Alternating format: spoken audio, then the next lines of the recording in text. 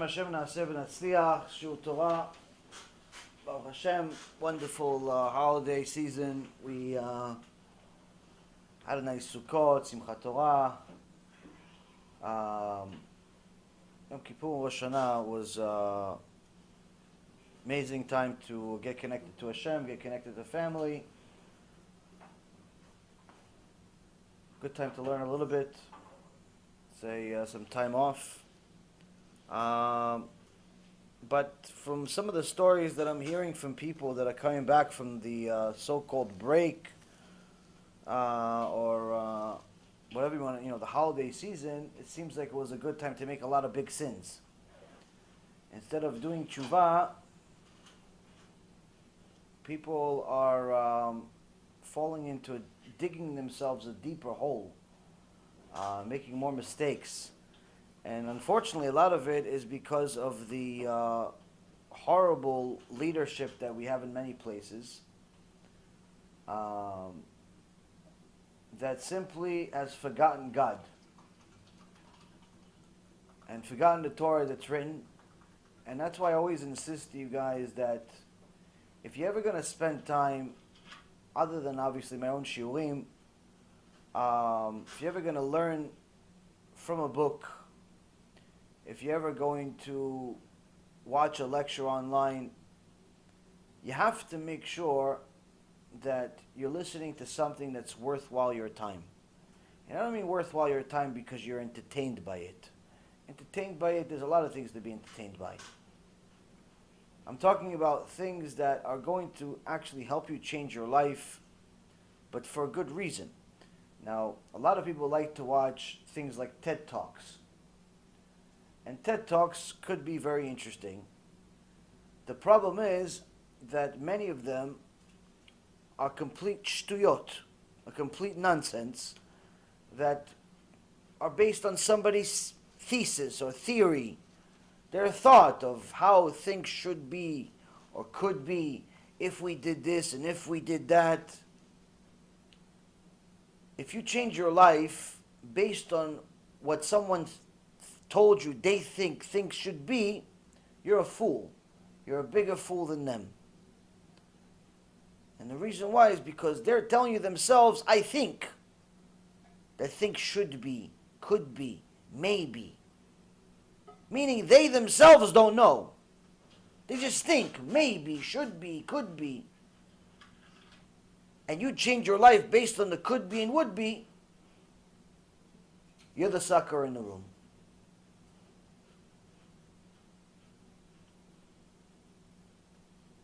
A person needs to know that if they're going to change their life, they need to change their life for something that's certain. Not theoretical. Not a maybe. Not a should be. And not a could be. It has to be something certain. If you're not certain, don't do it. Don't do it.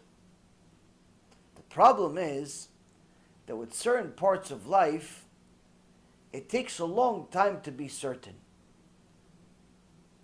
So you have to, at that point, have blind faith. But even blind faith requires a little bit of common sense. You can't just have blind faith about anything and anyone. If the bank robber, friend of yours, tells you, listen, can I borrow your car? I'll be back in 5 minutes. Having blind faith that your friendship is going to hold and he's going to come back in 5 minutes makes you a bigger fool than he is for stealing. You can't have blind faith in a known criminal. You also can't have blind faith in someone that has an agenda. If someone is trying to sell you a book, is tell you, listen, I have this diet plan, and the diet plan has XYZ, and it guarantees XYZ results, and XYZ time, and XYZ this, and XYZ that. Okay, what is it? Oh, it's in the book. You cannot have blind faith that for sure what he's saying is true, and you're just going to follow it. You can believe it if you choose to, but you're assuming. You cannot say it's 100% this is valid, verified, just because he walks around like one of these statues from Greece, doesn't necessarily mean that he used his own diet. There was a certain person called himself a rabbi. He goes around and he gives shiurim about parnasah. Zgula de parnasah. He's somewhat, people think he's a Kabbalist. People think he's a Kabbalist. And he has shiur after shiur, teaching people different zgulot, different little magic tricks for parnasah. And Rabbi Ephraim says it works. What he's saying, this Kabbalist, who's not really a Kabbalist, what he's saying, it works. Only problem is it only works for him. Why? Every shiur he charges $1,000, $2,000, $5,000, $10,000, so it works for his parnasah. For his parnasah, it's perfect, this gula de parnasah. For the fans, for the people that are showing up, they're just the suckers in a room. They're just the suckers in a room. So, if someone has an agenda, your common sense detector should tell you, already 50% possibilities out of the window. Why? Because there's an agenda. There's a bias. There's a bias. In Judaism, in Torah, you're not allowed to have a bias if you're going to be a judge. Because if you have a bias, it's called nagua. Already, we know that your judgment is going to be not 100% kosher. Thank you, Skimmy. Your judgment is not going to be 100% kosher. For example, if someone goes to the Beit Din, and on the way, he doesn't know who the judges are going to be. He doesn't know who the judges are going to be. But on the way to the Beit Din, he opens the door for somebody, some big rabbi. He opens the door for him. He says good morning to him. And they strike up a conversation. And then later on, they go inside to the Beit Din room, into the court. And he finds out, the guy I've been opening the door for, and talking to, and how you doing, who you do, all the nice conversation. He's the judge. What does the judge have to do? Judge has to recuse himself from the case. The judge, the Jewish judge, the Dayan, has to remove himself from the case. Why? I like him. But you don't know him. Yeah, but I know him just enough that I don't have anything against him. And I know him just enough that I have things in favor of him. He's a nice guy. He opened the door for me. He's very kind. He said nice things to me. I like him. One time I went to a Beit Din, and the person I was going to the Beit Din with was concerned. Why was he concerned? He says because one of the dayanim on the Beit Din invited me to speak at a shul. Or someone invited me to speak at a shul, and the guy was concerned, maybe Rabbi Yaron, and maybe you're going to rule in his favor, maybe you're going to rule against me because of that. So the rabbi said, listen, I didn't invite him. I don't even know the guy. But the Kehillah likes him, and they invited him. I don't know him yet. So when we have the trial, when we have the case, at that point, I'm still not going to know who he is. I'm only going to find out after. The case. Point is that even if he invited me, if one of the judges invited me to go speak, he wouldn't be able to, and he actually liked the speech, and he liked me, and so on, he wouldn't be able to be a judge on the case. Why? Because there's a little bit of favoritism. So, every Jew has to be a judge for themselves also. Of course, they have to have a rabbi that's going to tell them if their judgment is right or wrong. You cannot be a judge for yourself by yourself. But nonetheless, you have to be a judge on your own to judge yourself and understand that there are certain things that you can do, certain things that you cannot do. Now, one of the things you cannot do is you cannot decide to move forward with something if there's a bias. You have to go and you have to decide based on things black and white. There's black and white. You have to decide true or false, good or bad. That's what you have to decide things on. If there's a bias, if there's some type of an emotional attachment to it, a sentimental issue, something there, already we have a problem. A lot of women that have a problem with some of the things that we say in the shiurim, usually if they're intellectually honest and they allow us to actually go through the facts and address the facts, eventually they arrive at the same truth that we said in the shiurim, just in a different way. Just maybe in a softer approach. Maybe we just have to explain it in a different way. But if someone is looking for excuses, then it doesn't make a difference what you say. Even if you show him, even if you show her, that the biggest poskim in history said what I said. All I did is repeat it. Even if you show her that the biggest rabbis in the last 1,000 years said the same thing, and I just repeated it. In fact, even if you copy and paste what they said and you send her, it's still not going to change anything. Why? Because a woman that is biased, she's automatically going to use her emotions. And once her emotions are attached, there's no common sense whatsoever. All the common sense goes in the garbage when emotions are in control. You could tell a person, listen, it's pig though. It's not allowed. It says in the Torah it's not allowed. No, but I like him. He's a cute pig. Okay, I understand you like the pig and he's cute, but he's not allowed. It says in the Torah, Pasuk, Moshe Rabbeinu just came to my house and he told me. Doesn't make a difference. Doesn't make a difference. Why? It's once your emotions are involved, everything goes in the garbage. So as I said, when you're going to make certain decisions, generally you're supposed to look for sources. You have to look for something that's reliable. But that's not always possible. It's not always possible to always have black and white. Sometimes you have to rely on someone. And the reason why is because to find out whether something is good or bad, true or false, takes too much time you cannot afford to lose. For example, somebody goes to the doctor and the doctor says, listen, you have a serious infection and you have to take this antibiotic. The guy says, thanks doc, I appreciate it, but until I know how this antibiotic works, I'm not taking it. Doctor, what is the doctor going to tell you? By the time you learn how the antibiotic works, you have to go to high school over again, take biology classes. Then you have to go to college again, take biology classes and chemistry classes. Then you have to go to med school and science and this and that. You have to go to another 12 years worth of school at least, and then another 5 or 6 years worth of experience. Meaning it's going to take you almost 20 years to figure out how this antibiotic works.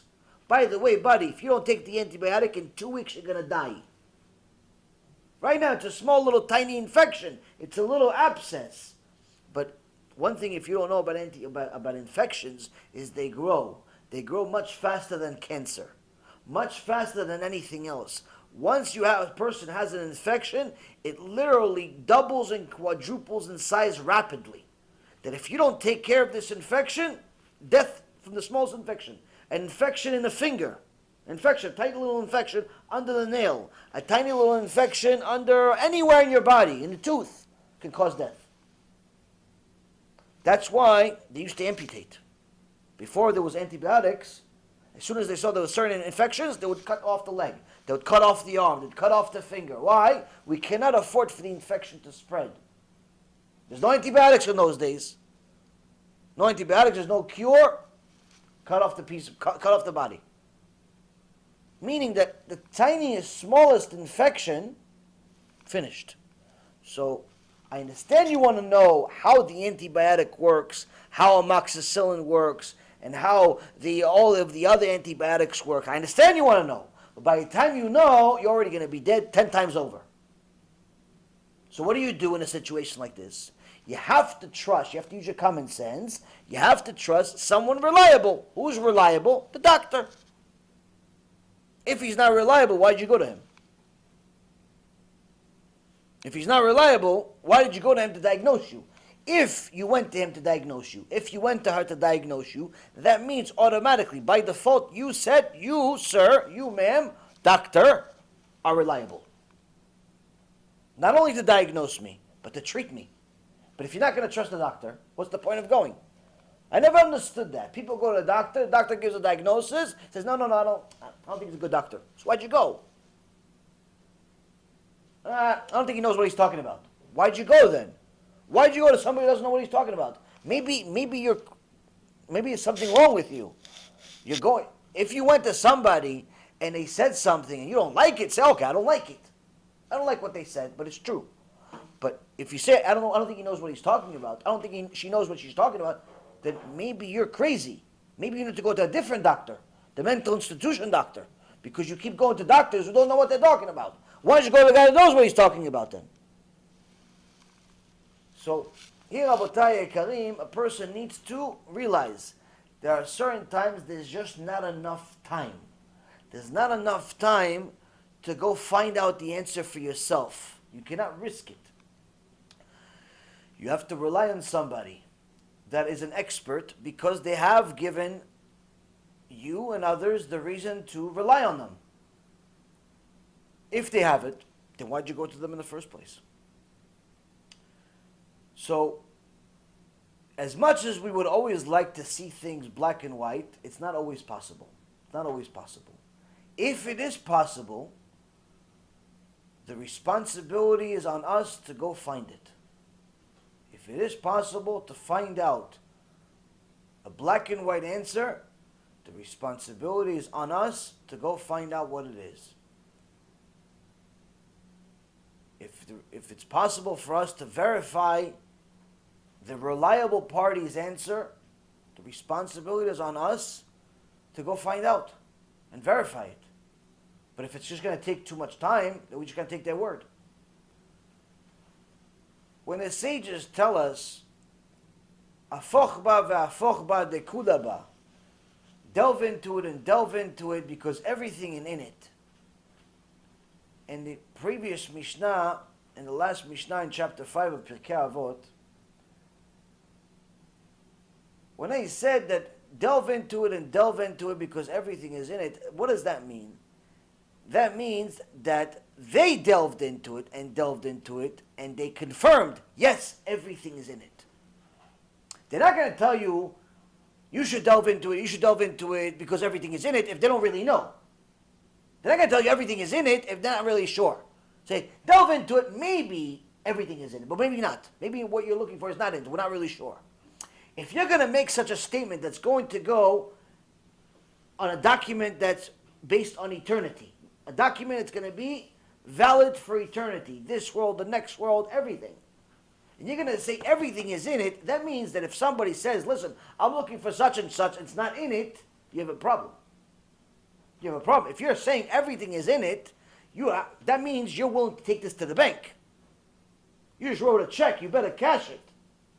You better have some money to cover it because you just said everything is in it. Which means that the only way you're going to say such a statement and write it in the Mishnah, the foundation of our oral Torah, means that you know for sure everything is in it. You verified. You checked not only from your sources, you checked with your own eyes. And you're saying, test me. Delve into it yourself. Delve into it yourself. You'll see yourself. Everything is in it. Everything is in it. The problem is, Rabotai Karim, is that people think that they can learn Torah casually. They think they can learn Torah like they learn the newspaper. They can read it in passing while they have a cup of coffee, have a few conversations, check a few stock quotes, maybe check the mail, pay a few bills, go back to the book. And the Rambam Alav Shalom says, this Mishnah, the last Mishnah of Pirkei Avot, specifically is teaching that the Torah cannot be acquired casually. In fact, it teaches that the Torah wisdom is acquired only when a person studies with fear for his teacher. Light reading and superficial study do not produce Torah scholarship.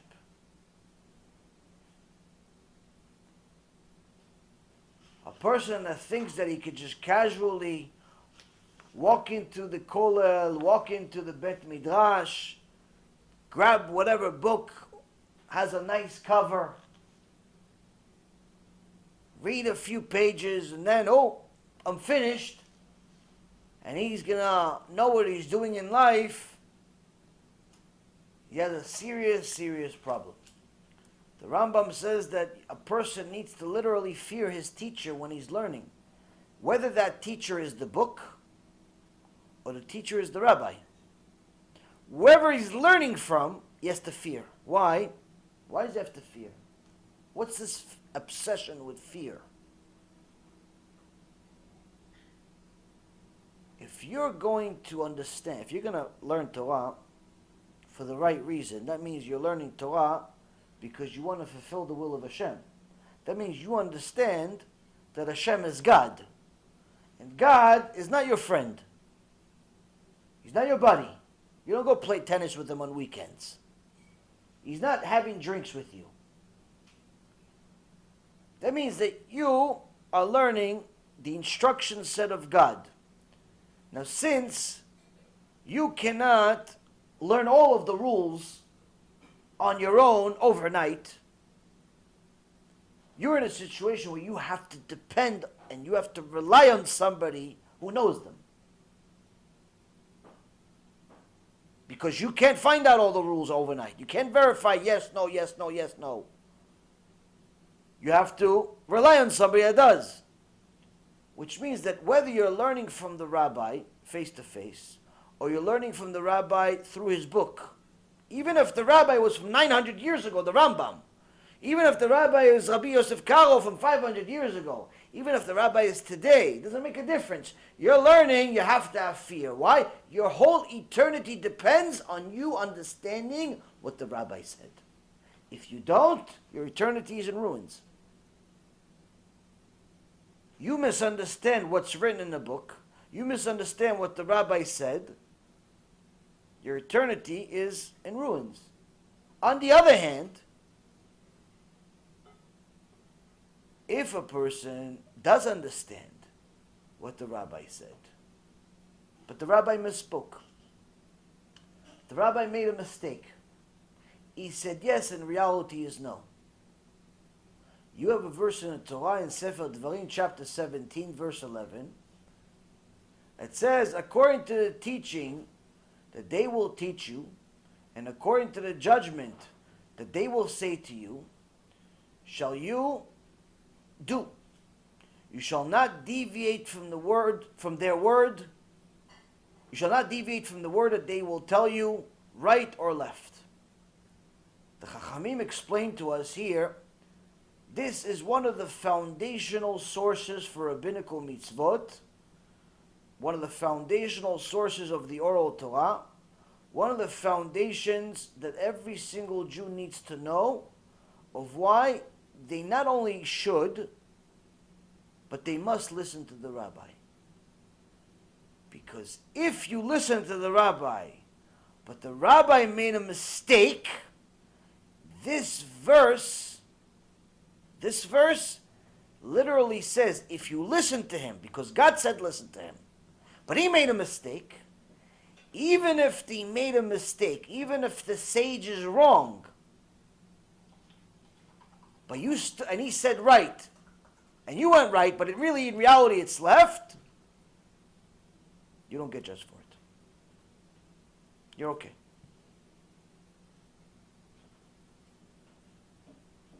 A person needs to know that if he follows what the rabbi says, he follows what the halakha says, even if Shemaim said, no, he's wrong, but you listened to the rabbi. Why? Because the rabbi says, you listen to the halakha, listen to the rabbi. You're absolved. But this does not give us a free and clear on everything. This is giving us a temporary release until we find out more. Not that we just choose to listen to him on this, but not listen to him on others. Listen to him here, but listen to somebody else on others. You can't pick and choose the rabbis like you pick and choose your menu for the bar mitzvah. No, for the starters, we're only going to have lo mein. For the second meal, we'll have chicken. No, you can't choose. If you're going to listen to on everything, it's no problem. You're okay. But if you're going to pick and choose and go shopping with your rabbis, then you have a serious problem.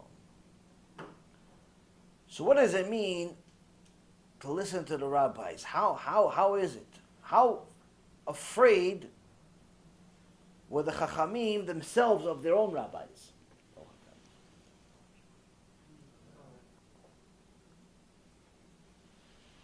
This Mishnah, chapter 6, Mishnah number 1, starts the sixth part of Avot, even though it's not part of the original Talmudic tractate of Avot.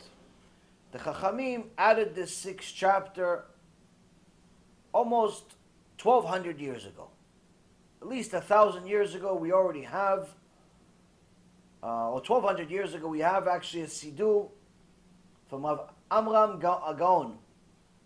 Siddur of Amram Gaon, who used to learn this sixth chapter of Pirkei Avot. So it's not like something that was added 100 or 200 years ago. This is already almost as old as the Gemara itself. It's just the Chachamim said this was not originally part of the Avot tractate. But this specific Mishnah, as you'll see from this entire chapter 6 of Pirkei Avot, is very, very long, very dense, an enormous amount of material. Each shiur, we're going to hope to try to complete each Mishnah in maybe 4 or 5 shiurim per Mishnah. They're much longer than anything else we've had. They're very, very deep. But this specific Mishnah will give us an understanding, number one, of what kind of fear the Chachamim had of their own rabbis. What kind of honor, respect, connection do they have to their own rabbis? And what kind of Torah secrets they got. But more importantly than anything else, how do we get it? If I tell you stories about how the Rambam, Rav Mazuz writes in his book, the Rambam 900 years ago was able to travel from place to place by simply saying one word. He is able to go from Spain to Egypt in 1 second. No plane. He can say one word. And he travels from country to country. He takes you on a plane with everything else. It takes you 15 hours. He does it one word. I tell you those stories, very interesting stories, but it's not going to help you. But if I taught you the word, that's going to help you. You can make some money out of it. The point is, Rabotai, is that there is an enormous amount of wisdom in the Torah. There's an enormous amount of secrets in the Torah. How do we get these secrets? Shanu Chachamim, Bilshon HaMishnah, Baruch shebachar bahem ubemishnatam. The sages taught this chapter, this entire chapter 6, in the language of the Mishnah. Blessed is he who chose them and their teachings. This is not part of the Mishnah per se. This is actually the heading of the Mishnah.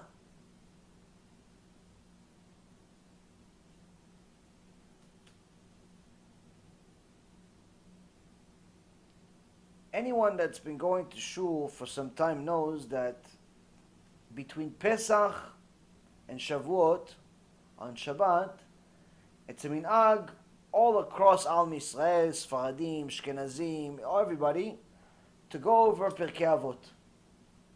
In many places, as a matter of fact, in most communities, they actually continue to learn Pirkei Avot all the way until Rosh Hashanah. But the way they learn Pirkei Avot is a little different than us. They go superficially through it, just reading the whole chapter. reading the whole chapter, not delving into the details. There's not enough time, obviously. Not delving into the details word for word, or at least as we try to go sentence by sentence, understand the deeper meaning of each Mishnah, sources, and so on. But nonetheless, it's a minhag of Am Yisrael, it's a reminder for Am Yisrael that you have to constantly go over the same Pirkei Avot every year, just like you go over the Chumash every year. It's not a once-in-a-lifetime teachings. And as I said, there's a siddur from the 9th century of Amram Gaon, that from Babylon, Iraq today, that shows that they actually, even in those days, 1200 years ago, they already were going through this 6th chapter of the Mishnah. So it's not like this chapter is something new, like we think new. New in a sense that it wasn't at the same time as the Gemara, where it wasn't part of the Gemara itself. These are all part of the Gemara, but these are all called Bareitot instead of Mishnayot. What's the difference between a Bereita and a Mishnah?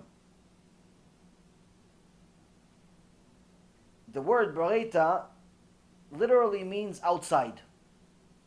Outside teachings. So the Mishnah, which was written by Rabbi Kadosh, Rabbi Yehuda Nasi, the Mishnah condensed the oral Torah into 6 books. 6 darim, six tractates. In reality, or 6 sections, 6 Mishnayot. In reality, the oral Torah is enormous. But we see in the Gemara Masechet Avodah Zarah that just the tractate of Avodah Zarah, Avraham Avinu, that had Torah even before Am Yisrael, even before Matan Torah, 1500 years almost, or 1000 years before Matan Torah, Avraham Avinu already had the oral Torah. Adam HaRishon had oral Torah. Noach had oral Torah. Shem ve'Ever had oral Torah. What do you think when they say that Yaakov Avinu was learning with Shem and Ever for 14 years? What do you think he was learning? Tetris? He was learning Yaron Reuven on YouTube? What was he learning? He was learning Torah. He already had the oral Torah from the beginning. The original oral Torah that Avraham Avinu had, just the tractate of Avodah Zarah. Today, our tractate of Avodah Zarah has 5 chapters. 5 chapters. His tractate of Avodah Zarah, some say it had 600 chapters.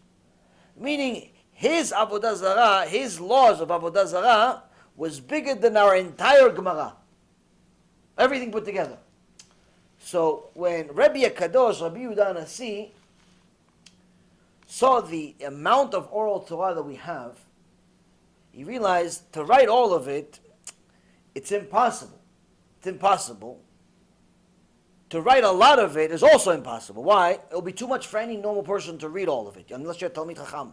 He wanted to write it that for his generation, any average person will be able to understand it. Today, average person in his generation is Moshe Rabbeinu for us. So he wrote the oral Torah in 6 Mishnayot, 6 Sidrei Mishnah.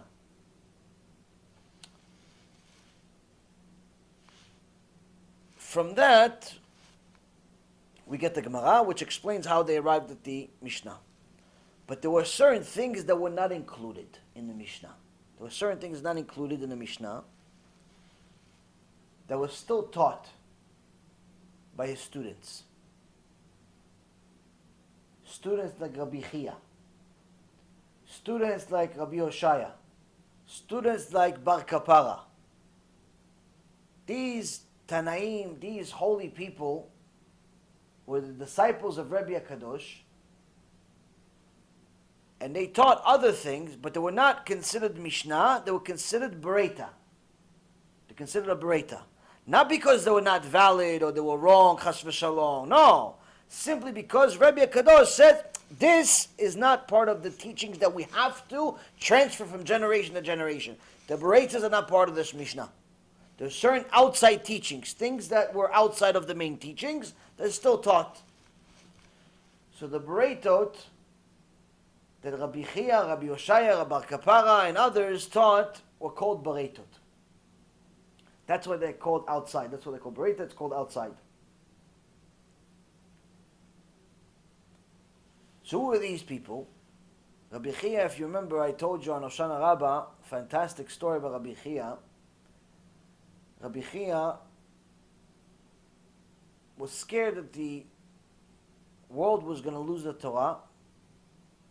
So he took some flax, planted, grew strings, made nets, used the nets to trap a deer, slaughtered the deer in a kosher way because a deer is very difficult to slaughter. Today, that's why you don't eat deer in restaurants, because it's almost impossible to catch them in a kosher way.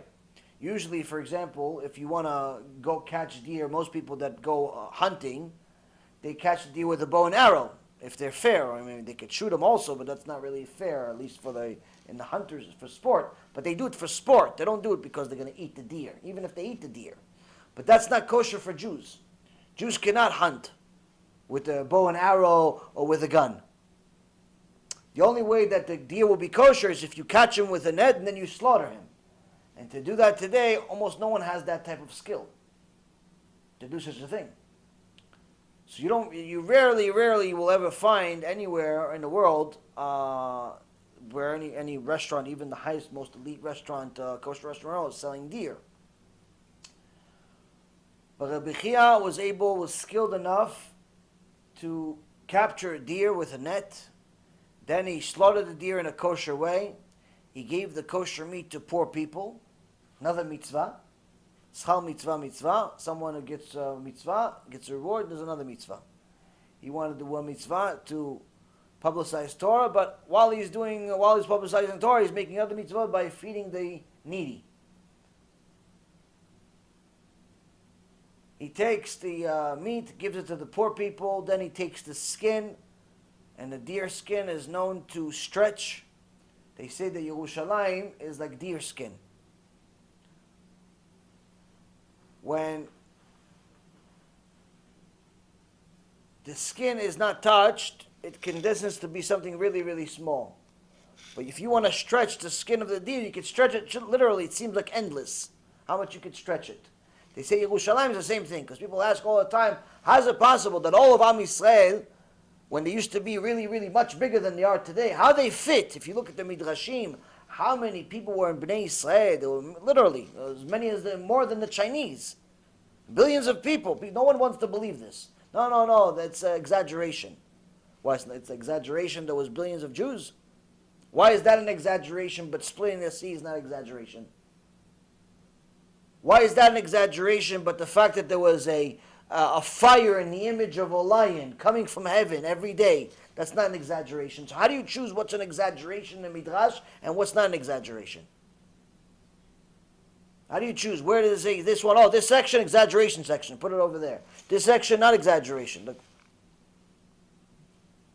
How do you say? Tamim tiyem Hashem. Tamim tiyem Hashem. I think that's the secret. Be naive, be simple. Accept the Torah as it is. It's exaggeration in your mind. That means there's a flaw in you, not in the Torah. Don't always compare things to what you know. There's a lot more that you don't know than what you know. There's a lot more than what you don't know than you know. So, and that's about anything, by the way. So they say that Yerushalayim, how did they fit all those people? It doesn't make sense. Yerushalayim is a special place. Hashem can stretch it like the deer skin. For example, the way that the Midrash explains of how Am Yisrael, literally millions of people will go inside the Bet HaMikdash. And if you look at the measurements of the Bet HaMikdash, it doesn't make any sense that there was even 100,000 people that went in there. But not only they went in, when everyone bowed, they were praying. Back in those days, we used to pray like the Arabs pray today, where we would bow all the way on our fours. We would go all the way on our fours. He says when we would bow, there would still be 4 amot, meaning 2 feet separation in front of us and behind us between everybody. So it's not like today on Yom Kippur, you pray, you can't even breathe. The guy next to you, his elbows in your face, the other guy's knees in your face. Everybody's on top of each other right before Ne'ilah. They weren't there the whole day, but before Ne'ilah, everybody's there. No, in Bet HaMikdash, didn't matter. Any time during the year, there was always space. Didn't make a difference how many people showed up. Why? This is, again, supernatural. This is supernatural. Anyone that doesn't want to believe in supernatural simply wants to limit the Torah. They want to limit the Torah to something that they can connect to in their own rational way. And that is asking for trouble. Why? Because if you're going to try to rationalize everything in the Torah, it's only a matter of time before you become a heretic. It's only a matter of time. Why? Because there are certain things in the Torah that are not meant to be rational. They're godly, they're divine. They're not supposed to be rational for a human being. They're not supposed to be rational for a human being. But if we delve into certain things, we see why certain things in the beginning they don't make sense, but later on they do. I'll give you an example. In today's world, if someone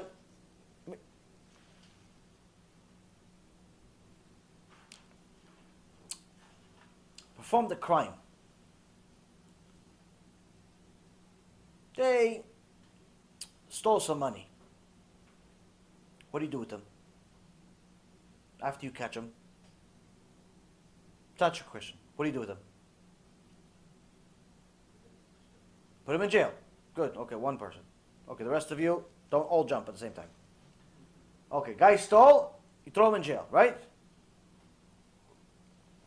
In America, stealing is almost worse than murder. The guy that murdered sometimes can get a 5-year sentence. The guy that stole can get 25 years. Sometimes, even if he stole from no one, he just cheated the system, and he performed something called insider trading. He simply beat the system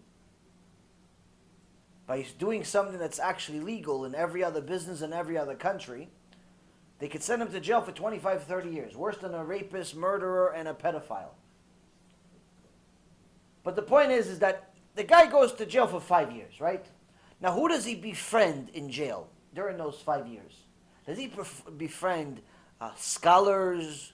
Does he become friends with famous, scientists, philosophers, the civilized? Who does he befriend in jail? Who does he become friends with? Other criminals. Meaning that for 5 years, everybody exchanges stories. The thief that stole $5,000 exchanges a story from the guy that stole $10,000, and they exchange a story with the guy who stole $10 million, and then they exchange story from the murderer, and they exchange stories with the pedophile and the rapist, and all of the thieves, all of the murderers, all of the of this world, all of the garbage of this world. What do?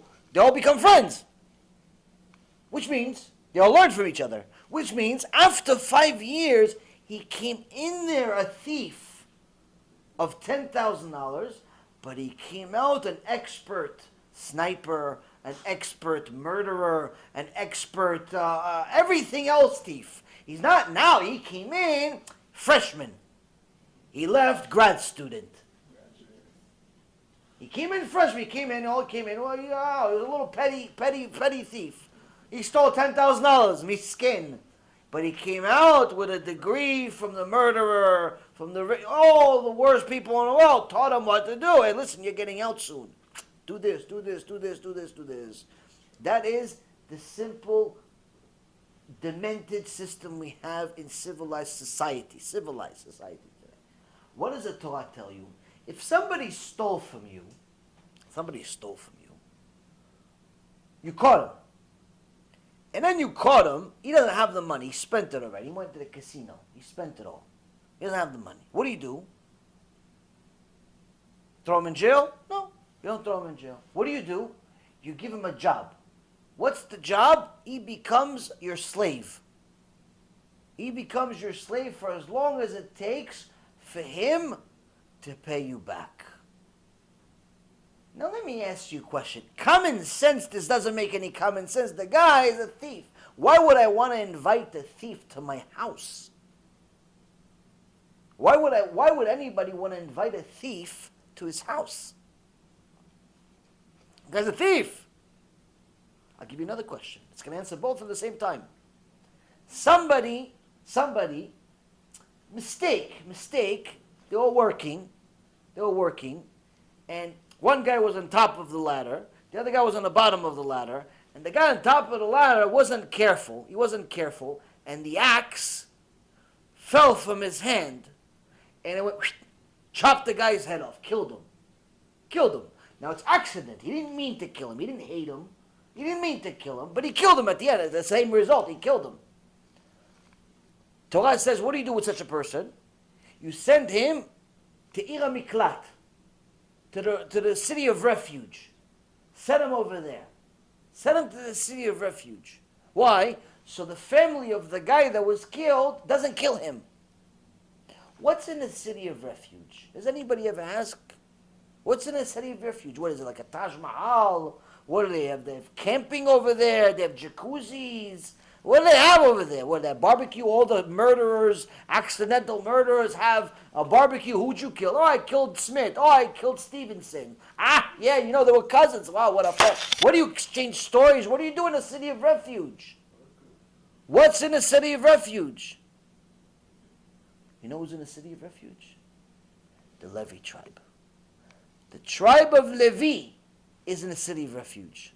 Why do we specifically send the accidental murderer to the city of refuge? Why do we send him to the Levis? Rabotai Karim, for the same reason of why we hire the thief. The city of refuge has the Levi'im. The Levi'im were the Talmidei Chachamim of the generation. They would sit there all day learning Torah.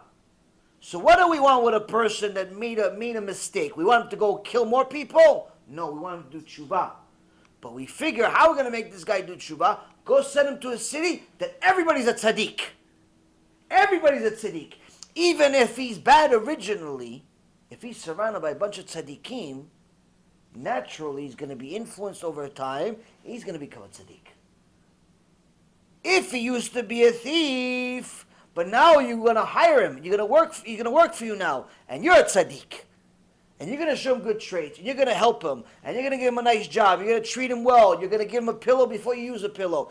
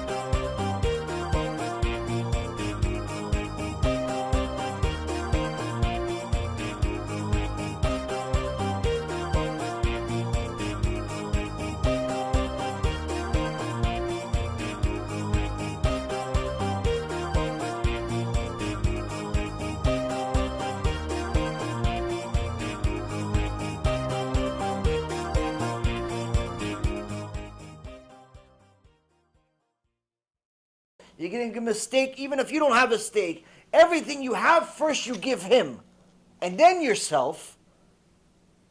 And you teach him good midot, then you teach him to do tshuva. So that's why initially when you see the laws of the Torah, it doesn't make any sense. Why would you get the thief to come to your house? Why would you get the thief to go to some mountain? Where, is he go on vacation? The murderer, accidental murderer, to go on vacation? No. If you delve into it, you see that everything is in it. Afochba v'afochba dekulaba. Rabbi again, alav shalom, mentioned part of this in one of his shiurim and the others in different shiurim I got from other places, but you see how you connect all of the dots and you realize how b'siyata d'ishmaya Hashem Yitbarach connects the pieces. And he gives you as a finished dish. But you're not going to get the finished dish overnight. You're not going to get the finished dish if you don't delve into it and look deeper and deeper. The Chachamim, like Rabbi Chia, didn't just throw their own thoughts. Rabbi Chia, when he put together his plan, he realized that his plan is going to be very difficult. And that's why he chose it. First, he trapped the deer. After planting the flax, he made rope, which by itself, I can't even imagine how many hours that takes just to make rope, and a net from the rope, and then trapping the deer and making sure you didn't break his neck, and so on and so forth, and then slaughtering it and then giving the meat out. At least eat the meat yourself, I would think, but no, sell it maybe, pay back for the rope, or the investment, something. No, he's giving away everything free, everything mesirut nefesh. Everything free. Then he takes the skin of the deer, he writes a Sefer Torah on it. Baruch Hashem, we had the merit to write a Sefer Torah one time, 15 years ago. It took the scribe a year. Rav Shaul in Israel, in Yerushalayim, wrote a Sefer Torah for us. It took him a year to write it. Every day we'd have to go into the mikveh, and then write, mikveh, then write. He cannot write without being, he had a mikveh inside his house. Because he had to be pure at all times, pure thoughts, pure everything.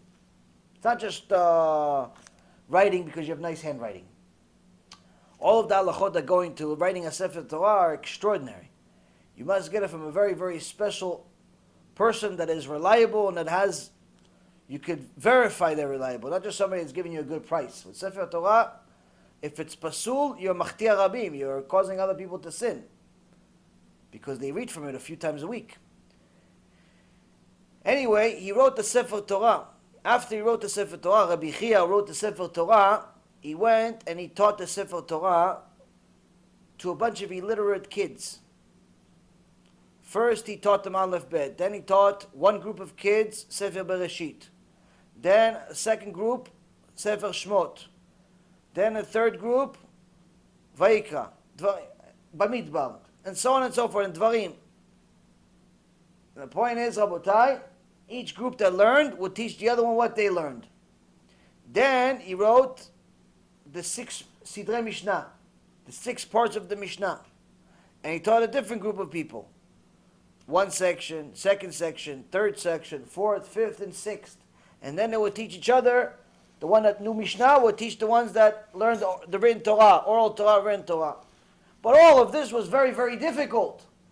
The Gemara asks, why? Why did he go through all this headache? Why didn't he just go buy the book? Just go buy the Chumash. Go buy the Mishnah already. It's already in. You could buy it from a store. You could buy it from some rabbi. You could buy it from a scribe. You could be a tzaddik. Why did you have to do the whole thing yourself? Because Rabbi Chia understood that if you sacrifice, you win. Without sacrifice, you cannot win. What do I mean by winning? Winning eternity.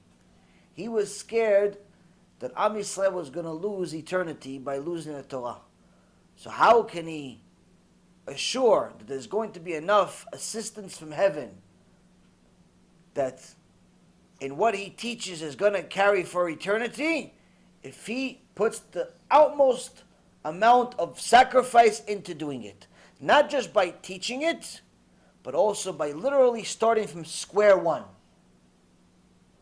Square one, from the physical aspect of it, the material aspect of it, of catching and this, and then trapping and grain, everything, to teaching it and having the patience and so on. He knew, Rabbi Chia knew, that if there's mesirut nefesh, there's eternity. So, from someone like this, we need to learn. Someone that's willing to sacrifice their eternity, we need to learn. These Bareitot come from people like him, the sages like him.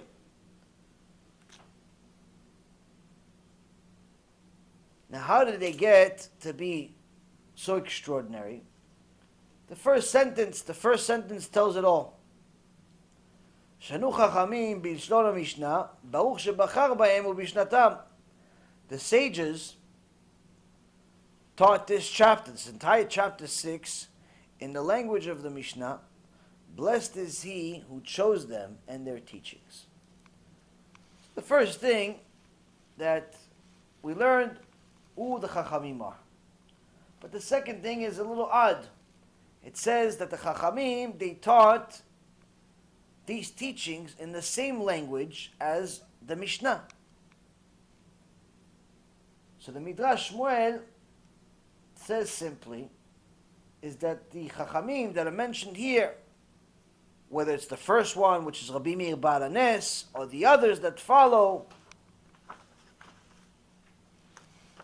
taught the Mishnah in the same language, in Hebrew, Sfat HaKodesh.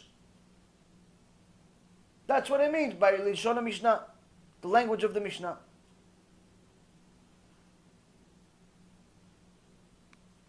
But the Gemara Masechet Brachot gives us something even deeper. It says that Hillel HaZaken, who came before all of these Chachamim, who he himself was connected to David HaMelech. He was in the lineage of David HaMelech. Hillel HaZaken used to cut wood for a living. And he would make 1 coin a week. Call it 1 zuz a week. Half a zuz he would give his family for food and shelter. And half a zuz he would pay for learning Torah. To go to the Bet Midrash of his rabbi, Shmaya Naftalion. Shmaya Naftalion were in the beginning of our Pirkei Avot. Almost 2 years ago. We learned about them. Shmaya Naftalion. The beginning, Shmaya Naftalion we have. Already in the first chapter of Pirkei Avot, we learn about Shmaya Naftalion. They're in the Zugot. The Zugot were the pairs. The Chavutot in those days. Way before, several generations before Rabbi Akiva, several generations before Rabbi Eliezer ben Horkenos, several generations before Rabbi Yochanan, several generations before everybody else. They were in the Zugot, before the Tanaim, before everyone. Hillel was their student, but before he became their student, Hillel HaZaken made a very modest living. Half of it he would spend on food, half of it he would spend on learning Torah. In those days, you'd have to go and pay to go learn Torah. Not like today, they have to pay you to come learn Torah. Bribe you with pizza and popcorn and drinks and all the things that Olga and Adis do every week. They cook for you guys a whole meal just to come. No. In those days, you have to cook the teacher's meal. So, one day, it was snowing, and there was no ability to cut the wood. So Hillel HaZaken didn't make this zuz. He went to the Bet Midrash, and the bouncer at the door says, "I'm sorry, I can't let you in." He's like, "Yeah, but I'll pay you back." And listen, if you say I pay you back and I have to do everybody else, I pay you back. No exceptions. No money, no Torah. But Hillel could not take no for an answer. But at the same time, he can't break the law. So what does he do? He climbed the roof of the Bet Midrash, and there was like a glass dome on top of it, and he would listen on top of the roof. That's how much he yearned for the Torah of his rabbis, Shmaya Naftalion. He loved that Torah so much that he completely disregarded the fact that it was snowing on top of him, the fact that he may die from the snow, from the cold. He completely disregarded that he was anus. He didn't really have to do it. He could just go home, work the next day, make the money, come back tomorrow for the shiur. You didn't have to go to the shiur. You don't have to go to every shiur. You could skip a shiur. No, everybody skips a shiur. Look, sometimes we have attendance, sometimes we don't have attendance. Everybody takes advantage. I can't attend. They don't come. Hillel says no such thing as though I don't come. If there's a shiur, I'm there. Yeah, but you're working, but you don't have money. All the excuses in the world, those excuses are people, other people. Not for Hillel. You want to be Hillel? You can't skip a shiur. But your life's on the line. And if I don't learn Torah, what kind of life do I have anyway? So Hillel climbed the roof and he started listening to the shiur. Little did he know that this event would make him Hillel Zaken. But at the same token, before he became Hillel Zaken, that we have in our Torah that all the generations of Am Yisrael learn about every year, before that he almost died. How? It snowed and snowed and snowed. Eventually, he was dug so deep he couldn't move, he froze. The next day was Shabbat. Shmai and Avtalyon come into the Bet Midrash, and they see, usually there's light. There's light, they see from the glass dome. But today was especially dark inside the dome, so they looked up and they saw there's a body of there's an image of a body. There's an image of a body, there's a shape of a body over there. So they climbed to the roof, they saw there's a person. They took him inside and they said, wow, this person was on top of the roof listening to our Torah. It is praiseworthy for us to violate Shabbat to save his life. Somebody like this, it's praiseworthy for us to save his life. And that's what they did. They lit fire to save his life, to warm him up. Can you take that? See that? Right there. You don't see it? It's right in front of you. Thank you. He's my capturer. He did it with... So, yeah, on top of my head the whole time. It's annoying. So, thank you. So anyway, I know you probably needed to do tshuva, but you can listen from over there like everybody else. So anyway, they violated Shabbat, but in essence put Shabbat on hold to save Hillel's life. And when they found out the story of how he literally put his life on the line just to listen to shiur Torah, they said, from now on, you don't have to pay to come. From now on, you're under us.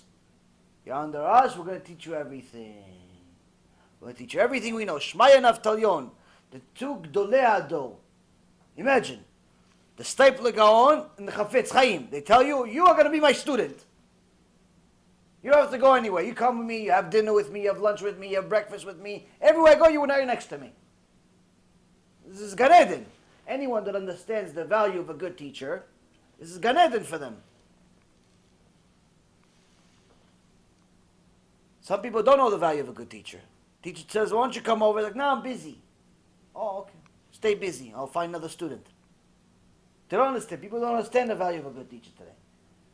But some people do. And Hillel did.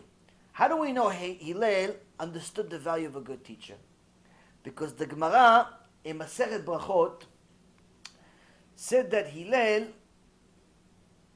when he himself would teach other people, he would pronounce words just like his teachers. He said things bilshon rabu. He said things in the tongue of his teachers. What does it mean in the tongue of his teachers? Since Shmaya and Avtalyon were both converts, they didn't know how to pronounce certain letters in the Hebrew alphabet. So, for example, the word hey. A lot of people don't know how to pronounce the word hey. They pronounce it like aleph. Instead of saying he, like an H, they say E. Or some people in America, for example, you tell them, say chamor. They say hamor. No, it's not hamor. It's chamor. Cha. Americans can't say cha. Like Chanukah. Hanukkah. No, it's not Hanukkah. It's Chanukah. But they can't say it. So Hillel, he loved his teachers. He was so connected to his teachers that he started speaking like them. But you don't need to, though. You don't need to. You know how to say he. You don't have a problem with saying cha. You don't have a problem. You're Hillel. You know how to say it. No. If my teacher said ha, I'm saying ha. If my teacher said e, I'm saying e. Yeah, but it's wrong. They said it, it's right. If my teacher said it, it's right.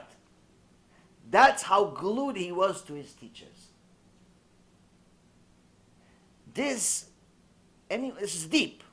But anyone that understands this understands what it means to have fear of the teacher. It's not fear of the teacher is going to punish you, he's not going to talk to you for a week. That's not what we mean. It's having enough respect and kavod for the teacher that literally a person pays attention to every single word that comes out of his mouth and how it comes out. Rav Wasserman alav shalom was a very, very strong person, intimidating teacher, but at the same token, all of his students knew he loved them more than he loved anybody else in the world. He literally one time left and said, listen, I'm going to have to go visit my family. I haven't seen them in almost 2 years. He didn't see his own family, his own kids, his own wife, his own kids, because he was teaching day and night, day and night, day and night in a different city.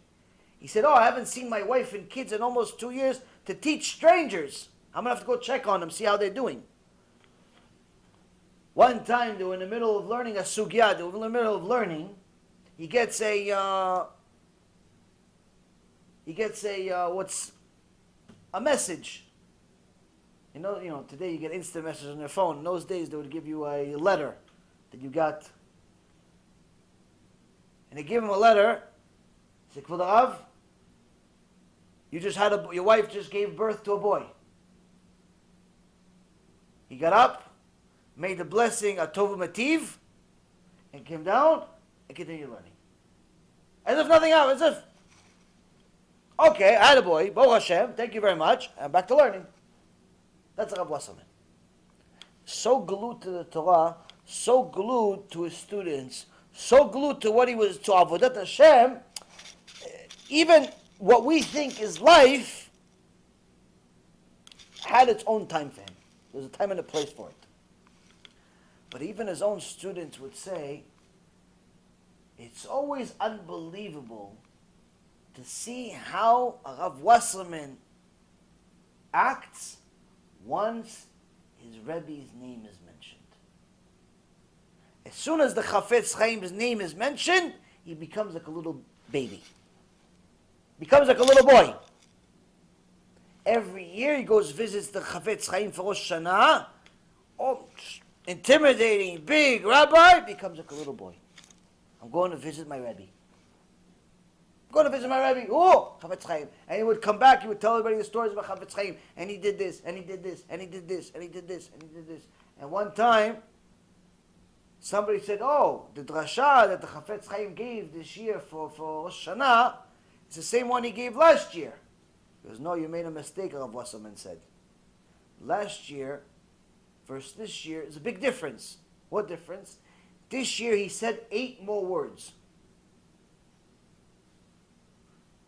This is how he evaluated his teacher to the extent where he knew, even though the overall drasha was identical to the average person, and even above average person, identical drasha, identical speech, 1 year, next year, Rosh Hashanah, Chafetz Chaim gave this. He understood that his teacher doesn't give the same drasha. There has to be difference. What? 8 words difference. I have to study why there's 8 words difference. That's how close he was to his Rebbe. That's someone that values the wisdom of his Rebbe. A person that values the wisdom of his Rebbe is going to succeed. A person that doesn't has to find a Rebbe that he does. And that's one of the problems that I see today. Most people that don't have a rabbi, usually the reason is because their ego is getting in the way.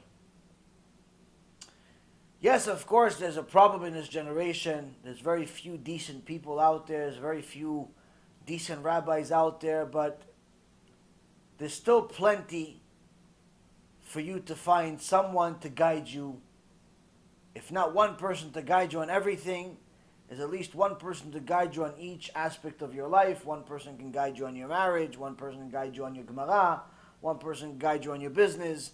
There's plenty of rabbis that can guide you. To not have a rabbi is inexcusable. It's inexcusable. A person can literally live a sinful life his whole life thinking that he's right simply because his ego is too big to have a rabbi.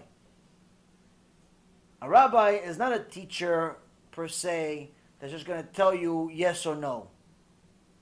Allowed, not allowed. A rabbi is also going to tell you a bunch of things you don't like to hear.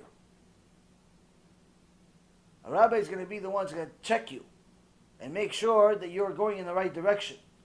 But if you're not giving full disclosure to your rabbi, he's not your rabbi. If you're not listening to everything he says, he's not your rabbi. If you listen to him and 5 other people, he's not your rabbi. You may admire him, you may like him, but he's not your rabbi.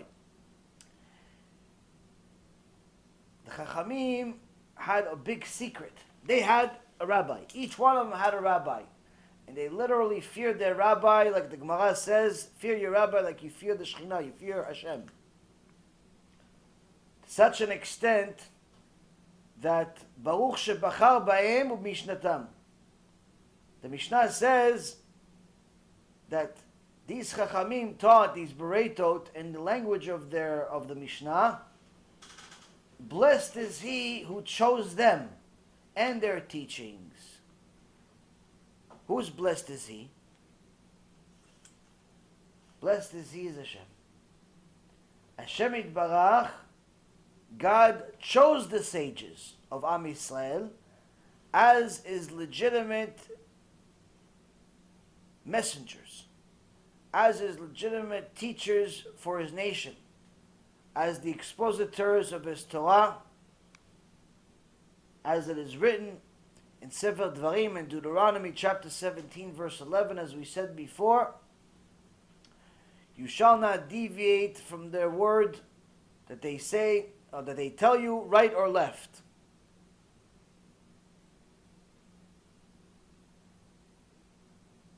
When a person understands the magnitude of Torah, how important Torah is, how important it is to have the right messenger, he'll also understand that the messenger himself is not just a messenger because he wants to be a messenger. He's a messenger because Hashem chose him to be a messenger. Not everybody has the merit to teach Torah. And not everybody that teaches Torah has the merit to influence people. There are many people out there that teach Daf Yomi, or teach Halacha, or teach Parashat Shavua, or teach a lot of different things. But they could be teaching for 20 years to the same group of 10 people. And never going beyond the 10 people. And even the 10 people don't really listen to them. But it's like a chavuta. They like him. Yeah, he's my rabbi. But you don't listen to anything he says. Yeah, but I learn with him every week. One time I gave a shiur, this place in Boca Raton. They invited me there. And first time I had a shiur there, I noticed, the rabbi over there said hi, and a few people over there that invited me, very happy to see me. We gave a nice shiur. But I noticed that after the shiur was practically over, more people showed up. But not for me. I didn't make too much of it. Maybe there's a different event, maybe this, maybe that. Some time passed, and invited me for a second shiur. And this time there was less people that attended my shiur, even though they liked me and they invited me a second time. But as soon as the shiur was finished, a bunch of people showed up after the shiur. A bunch of people showed up after the shiur.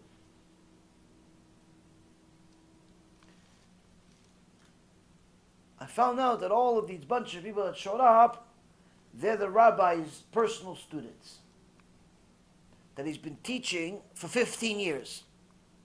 He's been teaching these guys. Not a single one of them wore a kippah, by the way. But these group of people that came after my shiur was over, they were the rabbi's personal students. They come to his shiurim. They don't go to anybody else's shiurim. Chas v'sholom, they got to cheat on him and do tshuva. Chas v'sholom.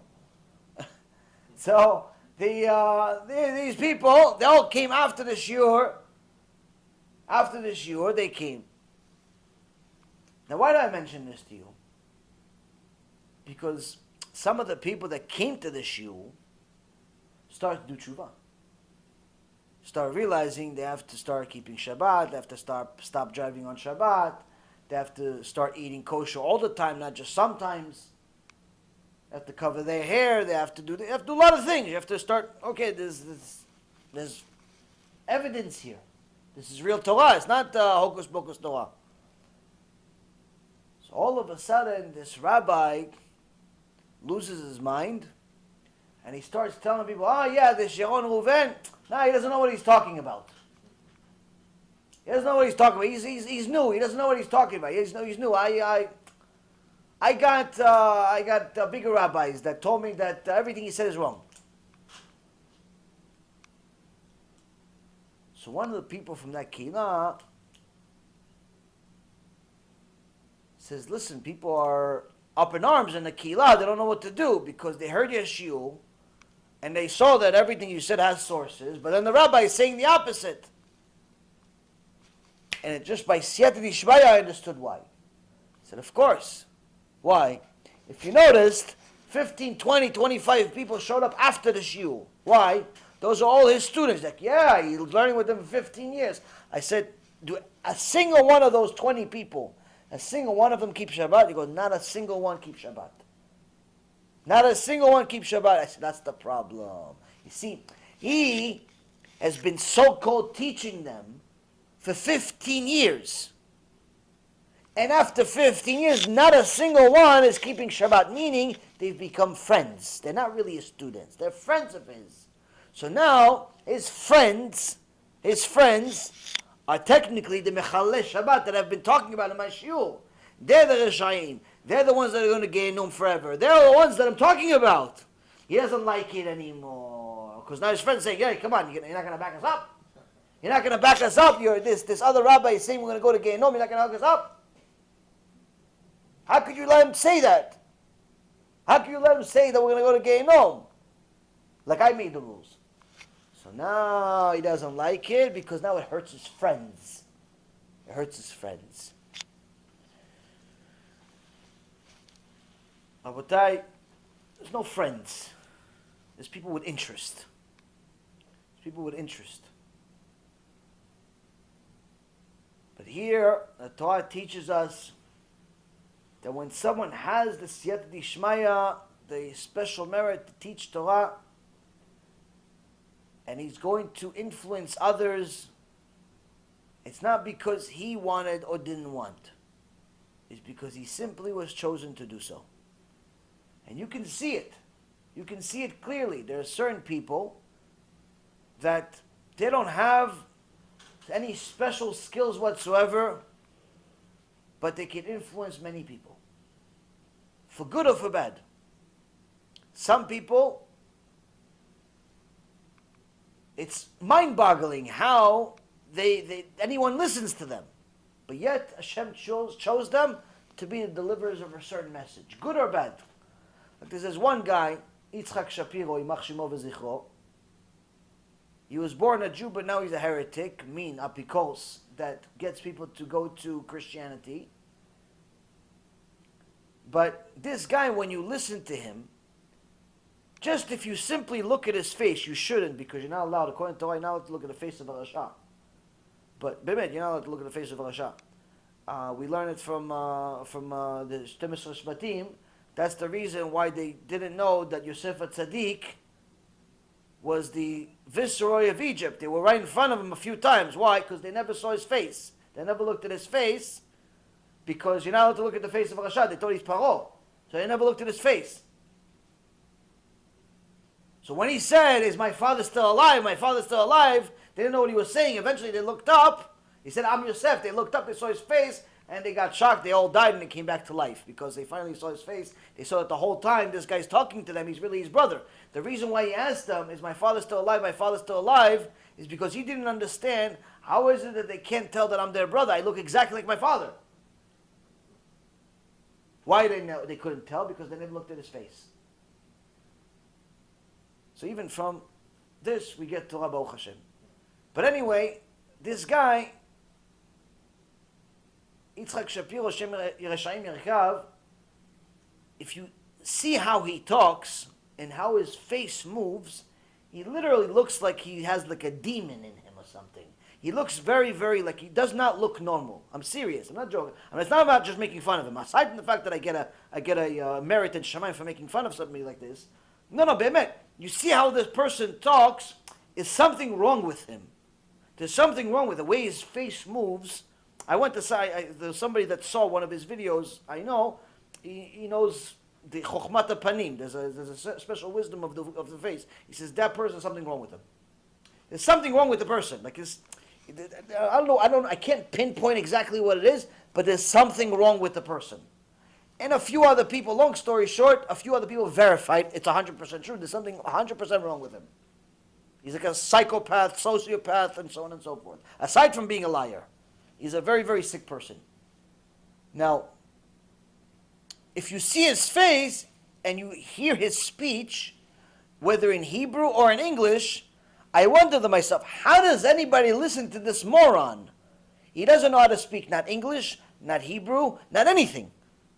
He doesn't know how to speak any language. Everything is broken. Hebrew broken, English is broken, everything is broken. But yet, people listen to him. He has thousands of followers on the internet, and they donate, and so on. I mean, he has a whole organization. L'avdid B'ezrat Hashem, he has also something similar. He calls it a yeshiva, but it's a yeshiva for Notzrim, yeshiva for Christianity. The point is, Rabotai, is that you see that some people, they have no speaking skills whatsoever. They have no personal skills whatsoever. They have no skills whatsoever.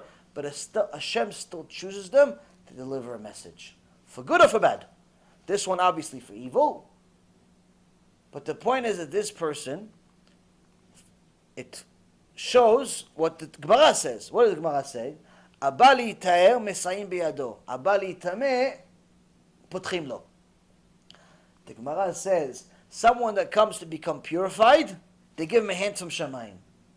Someone that comes to make things impure, they open for him. They open the door for him. What does it mean open the door for him? Do whatever you want. Go. You want to make sins? Go. Get out of my face, Hashem says. He has no interest in talking to you. No interest. Just go. You want to go recruit people for Christianity and build Gehenom? Be my guest. You only have this world. This is also one of the ways that a person can try to understand why, unfortunately, the biggest Christian missionaries in the world, most popular ones, are Jewish.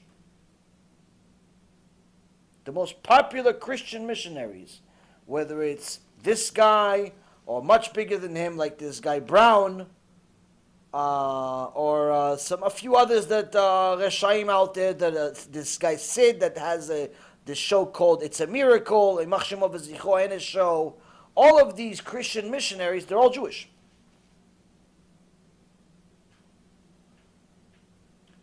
Because Hashem gave their neshama the ability to influence the public, the ability to do something big. They simply chose bad. Big, but bad.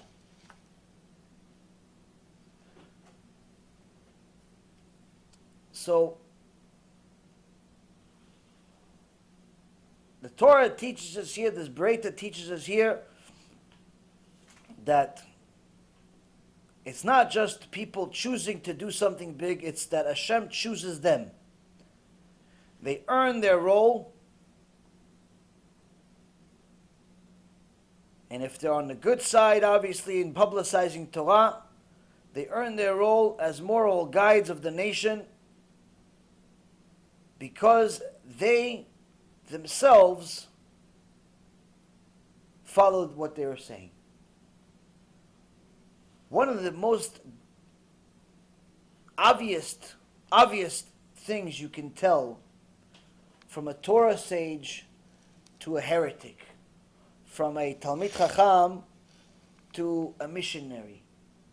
The easiest way you can tell the difference is that Talmid Chacham, the sage, follows what he says. He teaches modesty, he's modest. He teaches humility, he's humble. He teaches generosity, he's generous. He follows what he says. You cannot say even an inkling of the similarities on the other side. They may teach about humility, but they only want you to be humble. They may teach generosity, but they only want you to be generous with your money so they can give it to them. They teach a lot of things, but they don't follow. And on them, the Gemara says it was better if somebody that teaches the opposite of what they do, it was better that they were choked to death as a baby by their mother's umbilical cord. That's how much Hashem hates such people. So here we have the introduction to the sixth level of the sixth chapter of the Mishnah. And we're going to start delving into it just a little bit, just so you understand. Rabbi Meir, Omer. Rabbi Meir, anytime it says Rabbi Meir, it's referring to our famous Rabbi Meir Baal Hanes. כל העוסק בתורה לשמה זוכה לדברים הרבה.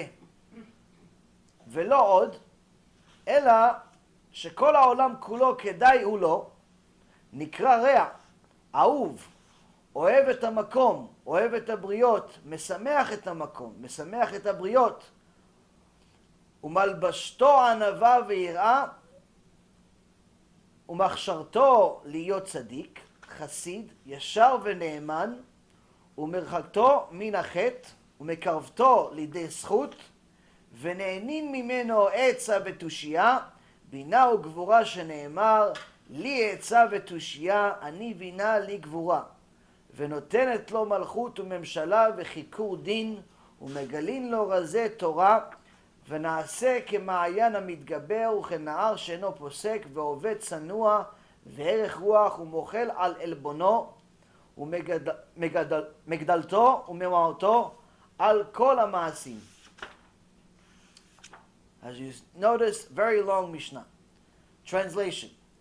Rabbi Meir says, whoever engages in Torah study for its own sake, lishma it's called, which we'll go over a little bit today. What does it mean, lishma? Whoever engages in Torah study for its own sake merits many things. Furthermore, the creation of the entire world is worthwhile for his sake alone. Meaning somebody learns Torah just for the sake of learning Torah, it was worth it for Hashem to create the world just for him. He is called friend, beloved, meaning that Hashem calls this person that learns Torah for just because he calls him a friend of mine. He calls him my beloved. He loves the omnipresent. He loves his creatures. He gladdens the omnipresent. He gladdens his creatures. The Torah clothes him in humility and fear of God. It makes him fit to be righteous, devout, fair, and faithful. It moves him away from sin and draws him near to merit. From him people enjoy counsel and wisdom, understanding and strength, as it is said, mine are counsel and wisdom, I am understanding, mine is strength. The Torah gives him kingship and dominion and analytical judgment. The secrets of the Torah are revealed to him, and he becomes a steadily strengthening fountain and like an unceasing river. He becomes modest, patient, and forgiving of insult to himself. The Torah makes him great and exalts him above all things. This may take us a year, just this Mishnah.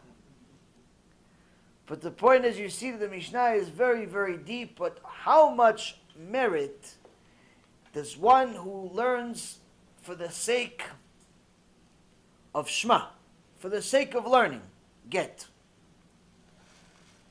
Who is this being said by? Rabbi Meir Baal Hanes. Rabbi Meir Baal Hanes got his name. The Gemara Masechet Brachot says that there was one time some goyim kidnapped his sister-in-law, and he went to save her. They put her in a prostitution house, Shem Yachem, and he disguised himself. He put a costume on, and when he went to the prostitution house, he looked for her, and he said, if she hasn't been touched, not just physically, but mentally, meaning she hasn't accepted this decree, she hasn't welcomed it, she's not wanting to be a prostitute, then I'll free her. Then Hashem, please help me to free her. But if not, if she welcomes it and she wants it and she's part of it already, let us stay here. So when he saw her, she didn't know it was him, and he pretended like he was a client. And she said, I'm sorry, sir, I cannot accept any customers now. It's my time of the month. And he tried convincing her with more money, and she just kept telling him, no, I can't do it. It's my time of the month, my time of the month. He said, what a brilliant Bat Israel. She probably tells the same thing to all of our customers. So then he went to the Shomer Rosh, the head guy over there, head guard. He told him, listen, I want to buy her. He didn't tell him, obviously, she's a sister-in-law. He said, I want to buy her. I said, what are you, crazy? My boss will kill me. So he takes out a bunch of gold. He says, here, I'll give you this gold. So the guard, who wasn't exactly the biggest fool, he says, listen, what good is your gold if I'm going to be killed anyway? He says, listen, you're not going to be killed. Trust me. You're not going to be killed. He goes, what should I trust you for? He says, oh, you see that thing you call a dog over there that's guarding your gates? It's like a lion, this thing. He goes, go ahead, free him. Sick him on me. He goes, what's sick him on you? If I sick him on you, in 2 seconds, you're just a bunch of bones. He's going to eat you to nothing. He goes, okay, so I'll take the risk. So the guard tried to get a good laugh, went, freed this monster of a dog at Rabbi Meir. Rabbi Meir Balanes says, Allah de Rabbi Meir aneni. The God of Rabbi Meir, answer me. And all of a sudden, this little dog becomes like his best friend, a little puppy. So the guy, the guard, the goy, knew this is a miracle because this dog even kills his own owner. So he says, oh, if he could do this with a dog, oh, he must be something special. He goes, okay, listen. Rabbi Meir told him, listen, if they're going to try to hurt you, just say the same thing I said.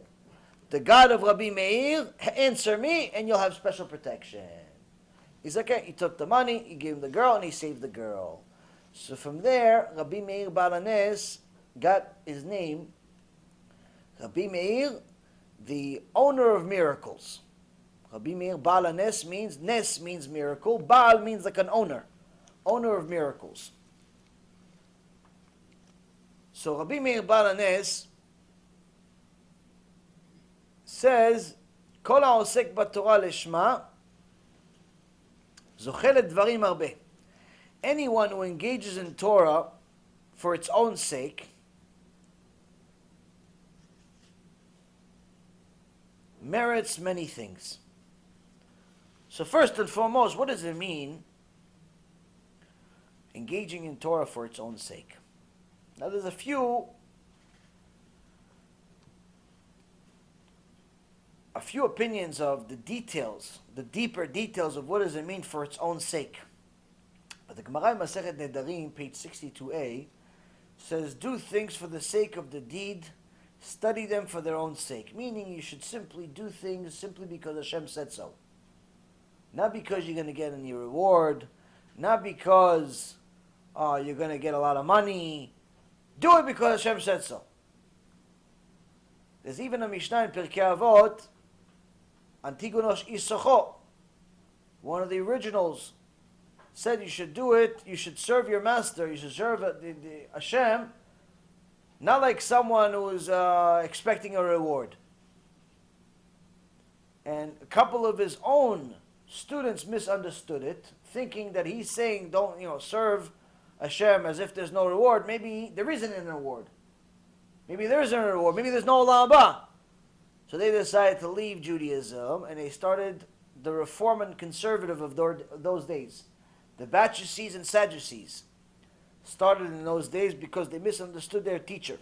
But in reality, they were just people like today that were looking for excuses, because they could have simply asked their teacher, Kvod Harav, What do you mean, serve the master as if there's no reward? Is there no reward? They could have simply asked him. What they do instead, they immediately started their own thing against what he's teaching. Why? Because they were just looking for an out. Like some people today, they ask you a question, not because they want an answer, but because they want an out. They want an excuse to justify their life. So they're like a lawyer. A lawyer, sometimes if you're in a case, the lawyer on the opposite side asks you questions. He's not asking you questions because he really cares about your opinion so much. He's asking you a question because he's cooking you and cooking you and cooking you in order to use your own words against you later on for the real question that he's trying to prepare you for. You did this, yes. You did this, yes. You did this, yes. You did yes, you did. So if you did yes, yes, yes, yes, yes, yes, yes, that means that of course it means yes for the big thing that I really wanted you to say yes for. And that's how the lawyers work. It's a manipulating system. People do this to themselves all the time. They manipulate themselves. They can't manipulate Hashem though. But the Shlach Kadosh says, what is learning Torah Lishma, learning Torah for its own sake? Learning Torah for its own sake literally means learn Torah in order to practice it. Learn more and more Torah in order to bring yourself closer to practicing it, in order to bring yourself to become part of it by developing your character, in order to develop your knowledge of Hashem's Torah.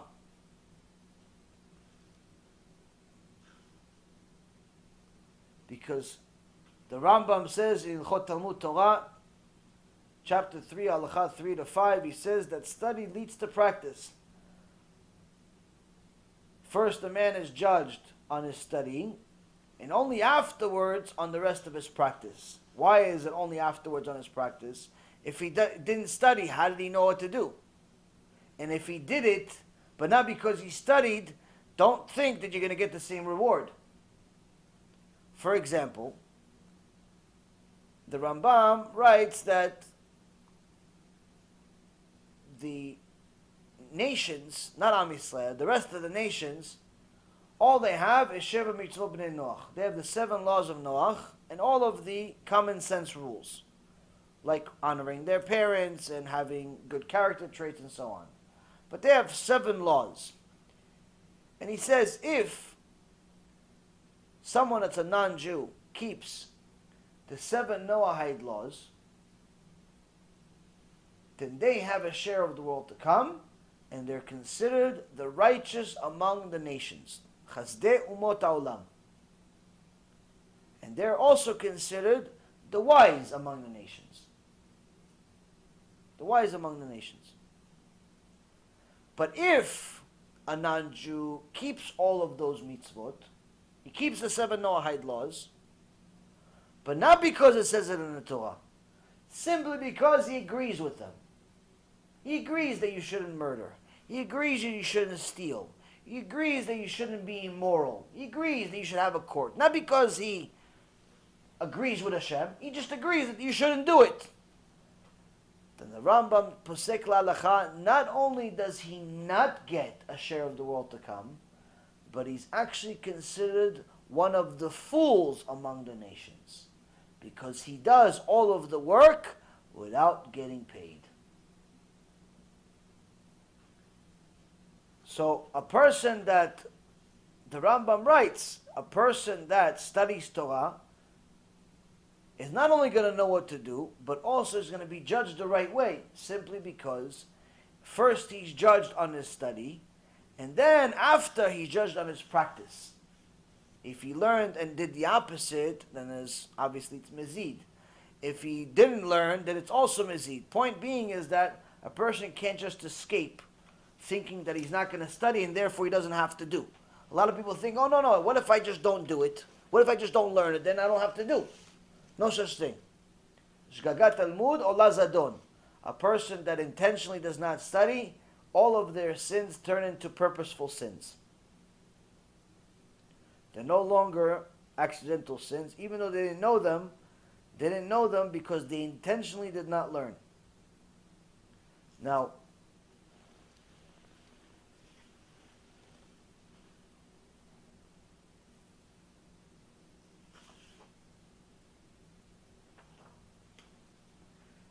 learning Torah Lishma means that a person literally wants to do what Hashem Yitbarach put them in the world to do. But he's not doing it because he's going to get Olam Haba. He's not doing it because he's going to get a lot of money. He's doing it simply because he knows it pleases Hashem. It gives pleasure to Hashem. Whatever pleasure to Hashem means, that's what it does. We learned some time ago that the very difficult question that people ask, why would Hashem punish you for things you didn't do? Why would he punish you for things you didn't do? If he knew you're not going to do them, why didn't he just destroy you? Why didn't he just not create you in the world? Because the one thing that Hashem does give us is he gives us free choice. Free choice to do or not do. If he decides for you to do or not to do, then there's no point of you. There's no point of us. There's no point of anything. So he gives us a choice. So why did he create us then? He created us in order to give us good. But he also knew that if he gives good to everybody, regardless of what they do, then there's no point. Then there's no free choice. If you do what he says or you don't do what he says, he still gives you a reward either way. There's no point. Then everyone will just do whatever they want. No one will listen to him. On the other hand, if he gives good to the ones that do good and bad the ones that do bad, then everyone knows there's an order to the system. So why does he punish a person? Because when a person does something that's against Hashem, in essence what they're doing is that they're forcing Hashem to not give them what he's wanted to give them their whole life, which is good. He only created you to give you good. By doing bad, in essence, you're forcing him to not give you the good. So he can't give you the good. And for that we get punished. It's not that he wants to punish us. It's that we force his hand to punish us. He can't not punish us because then it ruins the whole system and then his own signature of emet becomes shekeh, chas v'shalom. So he can't not punish us. But at the same token, he doesn't want to punish us. So he gives us a choice. You decide. Reward or punishment. You decide. Now, a person that learns Lishma gets an extraordinary amount of reward, it says here. Merits many things. It doesn't say it merits a lot of money. It doesn't say it merits a lot of kavod. We're going to finish off with one story. We're going to continue with Hashem next week with the rest of it because it's a very, very long Mishnah. But I give you an understanding of how many things can mean many things. It literally says, Zochele dvarim arbe. He merits many things. Someone that engages in Torah for its own sake merits many things. What is many things? We see the Rabbi Yehuda Nasi, Rabbi Kadosh, merited not only having Torah, he was extraordinarily wealthy. He had hundreds and hundreds of horses, he had palaces, he had everything and anything material you can possibly imagine, but still at the end of his days, he looked at the heavens and he said, Hashem, you know that I didn't enjoy all of this material wealth that you gave me, even the size of a fingernail. All of it I used for you.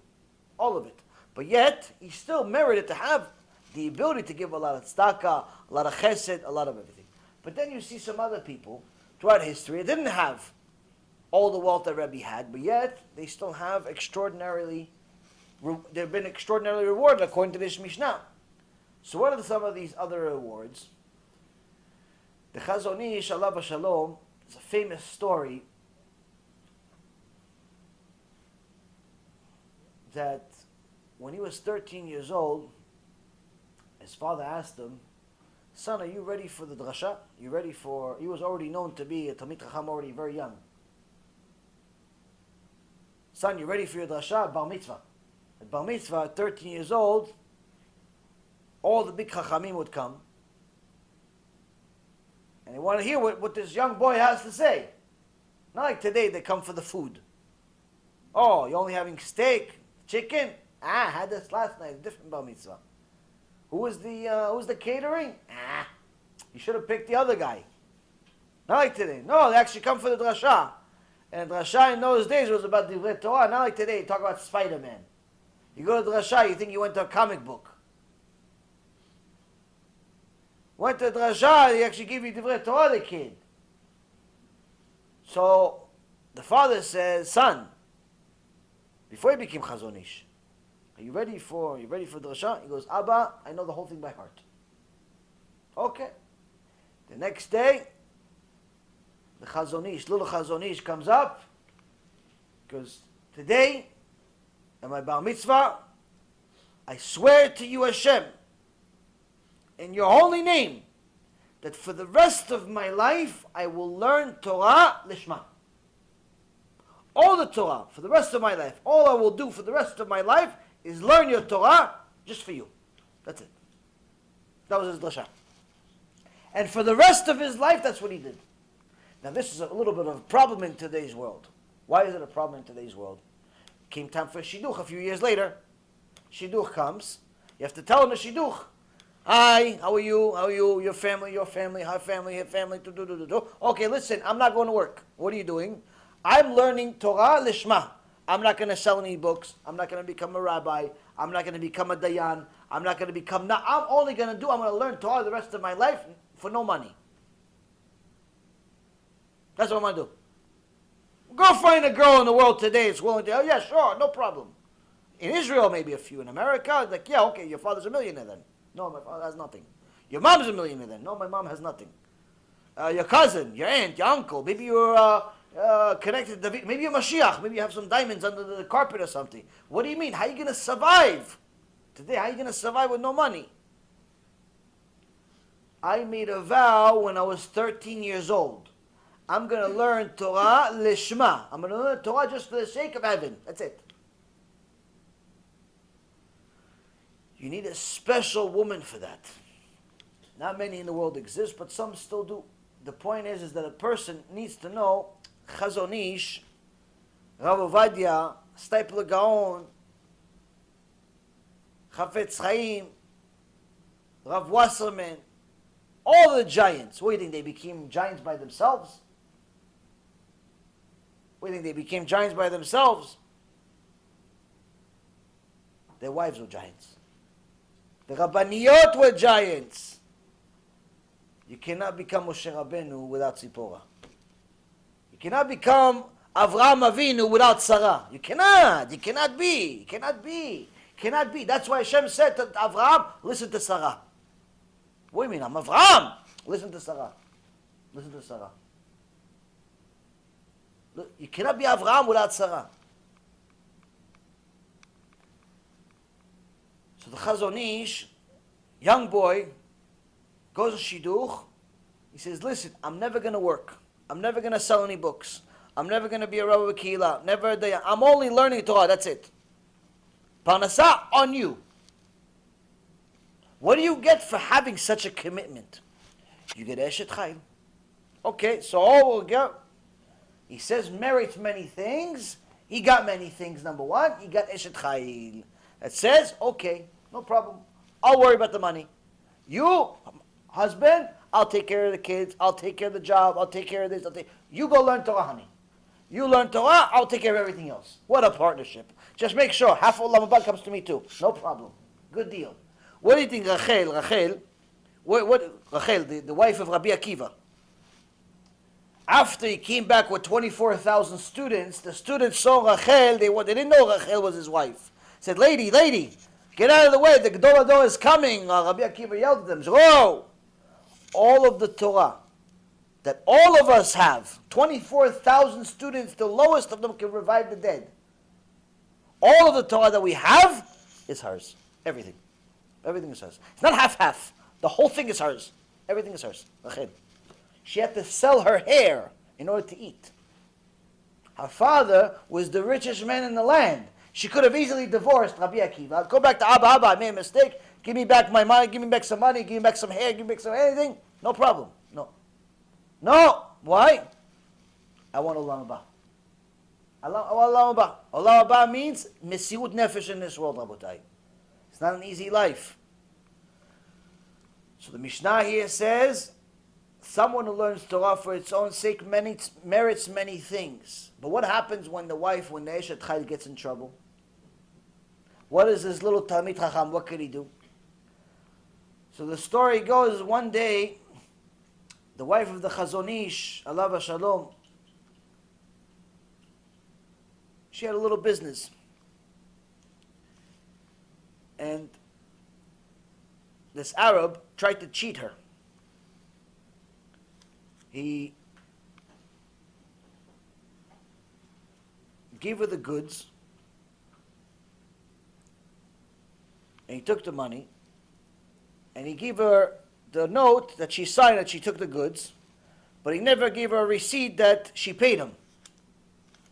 Never gave him the receipt. So he came back later. He's like, "Oh, give me the money." She says, "I paid you, Mustafa. I paid you." She goes, "No, you have a receipt? You have a receipt to show me that you paid me?" She was naive. She didn't know. She's doing business with the guy. She's trying to do business. The guy's cheating her. She's not expecting some Mustafa to cheat her. She says, "No, I don't have a receipt." Because I'll take you to court. I'll take you to court. He takes her to court. And the court says, if you don't have a receipt, you can't produce a receipt, close down the shop. Miskena, she goes back, she doesn't want to disturb Chazon Ish. She's learning Torah the whole time. She doesn't even know what happened. But I guess the push comes to shove. Who's she going to go to? She goes to her husband. Says, "Honey, I'm sorry to disturb you. First time in 50 years, I never disturbed you in learning Torah. 50 years, I never disturbing you for a second. I'm sorry to disturb you one time, sorry. I have a little bit of a dilemma. The house is about to go foreclosure. The business is going to go foreclosure. Everything go foreclosure because this Arab guy, he cheated me. What did he do? Oh, he said I didn't pay him, and I did pay him." She told him the whole story. He said, "Okay, what's his name? What's his name?" She tells him his name, Mustafa Ahmed. "Okay, Mustafa Ahmed, come. 1 second. He goes, "I'll be right back." Tells his wife, "I'll be right back." He goes inside the room. Comes back 10 minutes later, reads some Tehillim. Comes back 10 minutes later. He goes, "Don't worry, everything's going to be fine." She turns around. She goes back. She just has to go back to the court. As she gets to the court, somebody meets her at the front. She goes, "Ma'am, I'm sorry to tell you, but Mustafa Ahmed died. No case. Case dismissed." Died. Why? Chazon Ish decided he's going to die.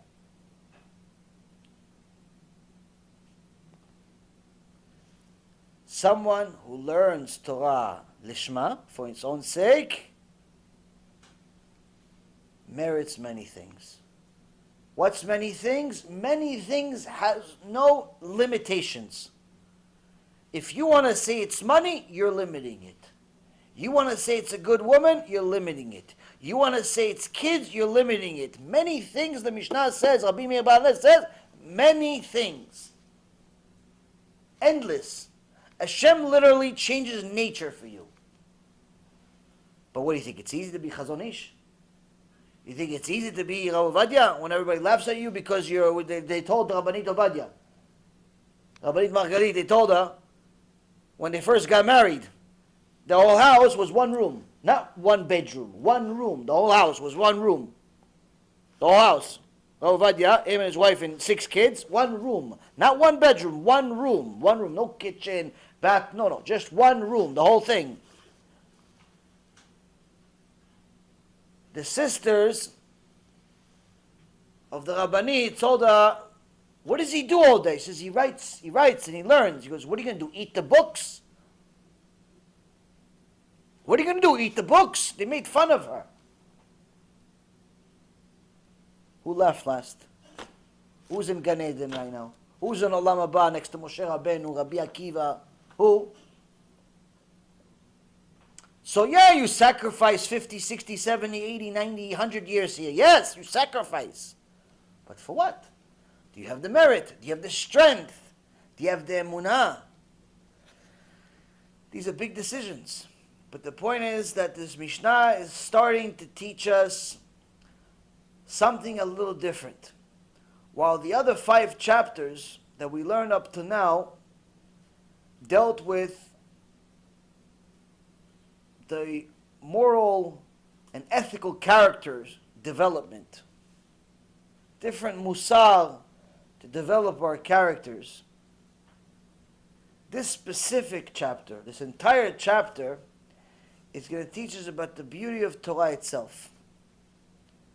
Different intricate details, different intricate teachings. They're going to teach us the beauty of living Torah already now. Not just Olam Haba, but now, here, now. What do you get out of it? Anyone that compares the Torah of Am Yisrael to any of the teachings of the Goyim throughout all of history sees that for you to learn Torah is by itself the biggest gift you can possibly get. What are you going to learn from? The native Indians, they used to put the scalps of their enemy on their belt. Or the guys from, as Rav Avigdor Miller used to say, the people from Congo, they used to eat each other after they killed each other, they used to eat each other. Or the Americans, they made each other slaves. Or the Nazis, they gave more honor to the dog than they gave to human beings. What are you gonna, which nation you gonna honor? Which teachings? The Greeks that promoted homosexuality and pedophilia, and said that all of their gods, they had a new god for every little desire that they had. Their gods, if you look at the teachings of their gods, were the most disgusting creatures on earth. Every disgusting desire had a god for it. Or maybe you're going to go to India and drink the urine of the cow because it carries a baby for 9 months. Or maybe you're going to worship the rats and go to their temple and drink milk with them from the same bowl. Which nation are you going to go to? Maybe you're going to go to China and beat the dog to death before you eat him alive. Or better yet, you're going to go to Japan and slice open the food of the day, the monkey brain, while it's still alive. Which nation teachings you're going to go to? Today or yesterday? Which teachings you're going to go to? Where are you going to go? Learning Torah of Am Yisrael is a gift by itself. It's a Gan Eden by itself.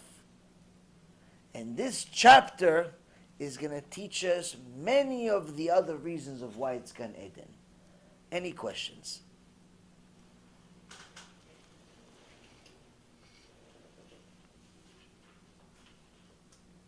I think the scalps and the rest of the stuff shocked you guys, and the monkey brains. The beginning of the shiur, you mentioned the word nahur, like bias, no? Nahur. Mm-hmm. Okay, it's very common nowadays. The business precisely, people act with their emotions. My question is that is a sickness or is a character trait that they develop through that emotion? I don't know if I'm making my point. Living off of your emotions is not a sickness. It's simply lack of control. It's a person that simply does not have control of themselves, and is acts based on random feelings, like a child. You know, a child will cry even if it tells you pick me up. You pick him up and then it decides, no, take me down. It starts crying again. Child, why? Why does a child cry? I mean, as much as you want to, make sure the kid never cries, every kid cries. If he doesn't cry, it's not normal. If he doesn't cry, he's very sick or she's very sick. The kid has to cry. But the point is that until the child understands how to control their emotions, they have to cry. We hope that by the time they're adults, they know how to control them. Unfortunately, they only know how to control them under certain cases, under certain scenarios. So they can control them in front of people they're intimidated by, or they're trying to show a good face. So they're not gonna cry in front of their colleagues.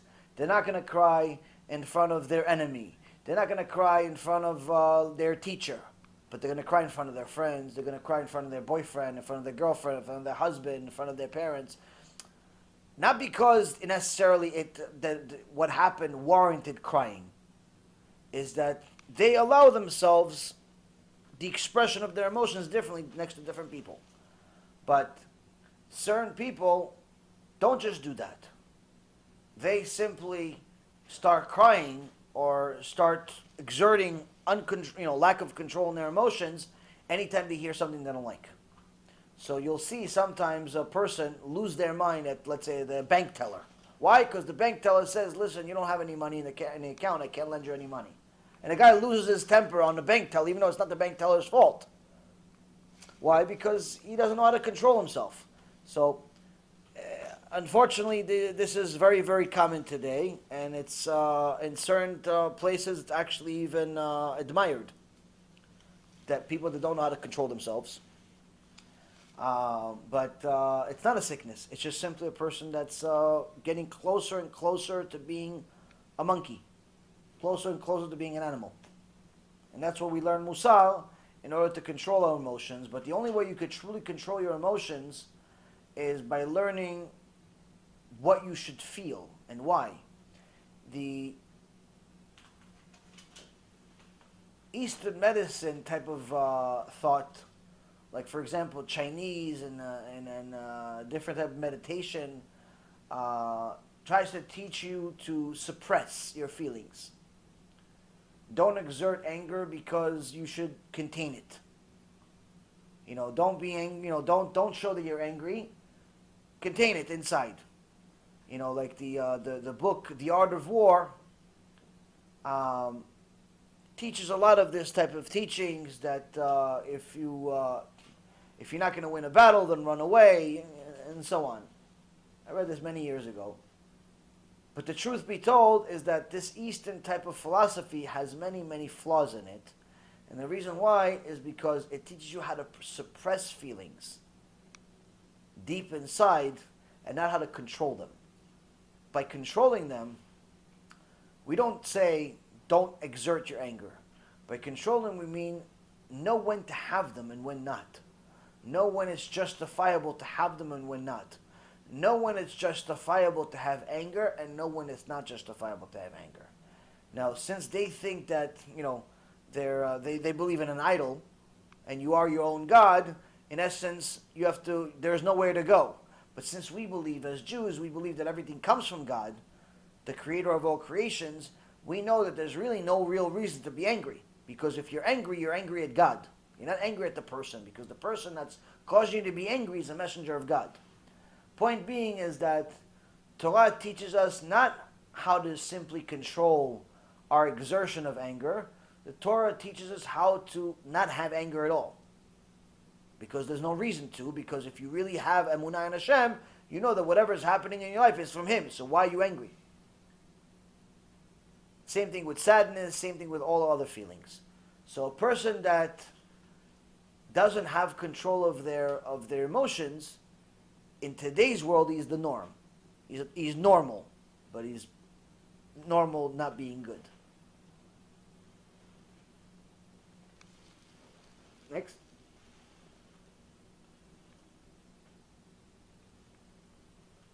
And in your explanation or comparison to the deist king in Yerushalayim, you explained that in the miracles that happened in the temple, when the people went to the temple and it kind of stretches, and whenever the people were praying and they had to bow and They'll bow on all fours, yeah, and this underneath. the distance, I think say 4 amot, right? And you mentioned kind of saw that somewhere else. I'm trying to remember. Is it 2 or 6 feet the distance? Because I think There's two opinions. Some say that 1 foot is 2 amot. Some say 1 foot is 1.5. There's two opinions. It could be either 2 to 4. So it depends. It's translate the. They don't know the exact measurement, but if you look at the, for example, if you have, you go online or you go on the back of Talmud or definitions of the Talmud, you'll see that there's different opinions of what the each amah really is. 1.5 feet or 2 feet. Some say it's 1.5. Some say it's 2. The reason I ask is because I think Rabbi Yaakov in his book also talk about like when you're praying, certainly there's I think you cannot stand by someone, especially especially after you're praying, you have to take a step back. 3 steps, yeah. Yeah, 2 step back. If you Yeah, you should try. It all the thing is though is that it's a. know exactly how much it is. So It depends. In today's world, we, for prayer purposes, a person should have a steady place where they pray. And the way it's relevant halachically is that you should. Some say that it's as long as you're within the same vicinity, as long as you pray within the same synagogue, that's already as if you're in the same place. Some say that you should pray within 4 amot of where you stood last time. So if you stood, let's say for example, right next to the bima last time, you should stand within either there, exactly the same place, or within you have 4 amot to stand around. Because 4 amot is the minimum amount of halachic space that a person takes up. In general, the opinion that's accepted is that as long as you pray in the same in the same place, you're fine. Even if you pray in other places, it's fine. But you should have a place that you pray on a regular basis. But if you don't, you're still fulfilling your halachic requirement. What I think Rabbi Yaakov was also referring to is like when in comparison to somebody else's, like you're not supposed to be in that person's space. Oh, and in that certain space, yeah. I mean, again, it depends. It depends. It depends on the shul. It depends if there's more space. Of course, if it's a massive shul that has a lot of space, then you should give him space even without that. Rabbi Yaakov is what he's saying. You should give him as much space as possible. So you have your space, he has their space, but it's not possible all the time. We're not at the time of Bet HaMikdash. Yeah, no. I mean, as far as halacha is concerned, you're fine regardless. Generally, you're supposed to have at least enough space between you and the other person to take those 3 steps forward, 3 steps back. You don't want to step on top of each other, and I think most shuls will give you that much space. I don't think there's really that many attendants in any shul that you don't have even enough space for 3 steps. And if you do, there's plenty of shuls that will have that space. But aside from that, you're fine. So that's pretty much his suggestion, because I think he mentioned that if there's not that many amot, Yeah. you should not take the step back. So that's not. Can, but there's really, unfortunately, most Batei Knesset don't have that many people to the extent that you don't have any place to move. With the exception of Yom Kippur. Special occasions. Yeah, with the exception of Yom Kippur, there's plenty of space throughout the whole year. And even in Yom Kippur, today's Batei Knesset are so massive, Baruch Hashem, that they give you enough space within your own seat that you can still take those 3 spaces. You're still fine.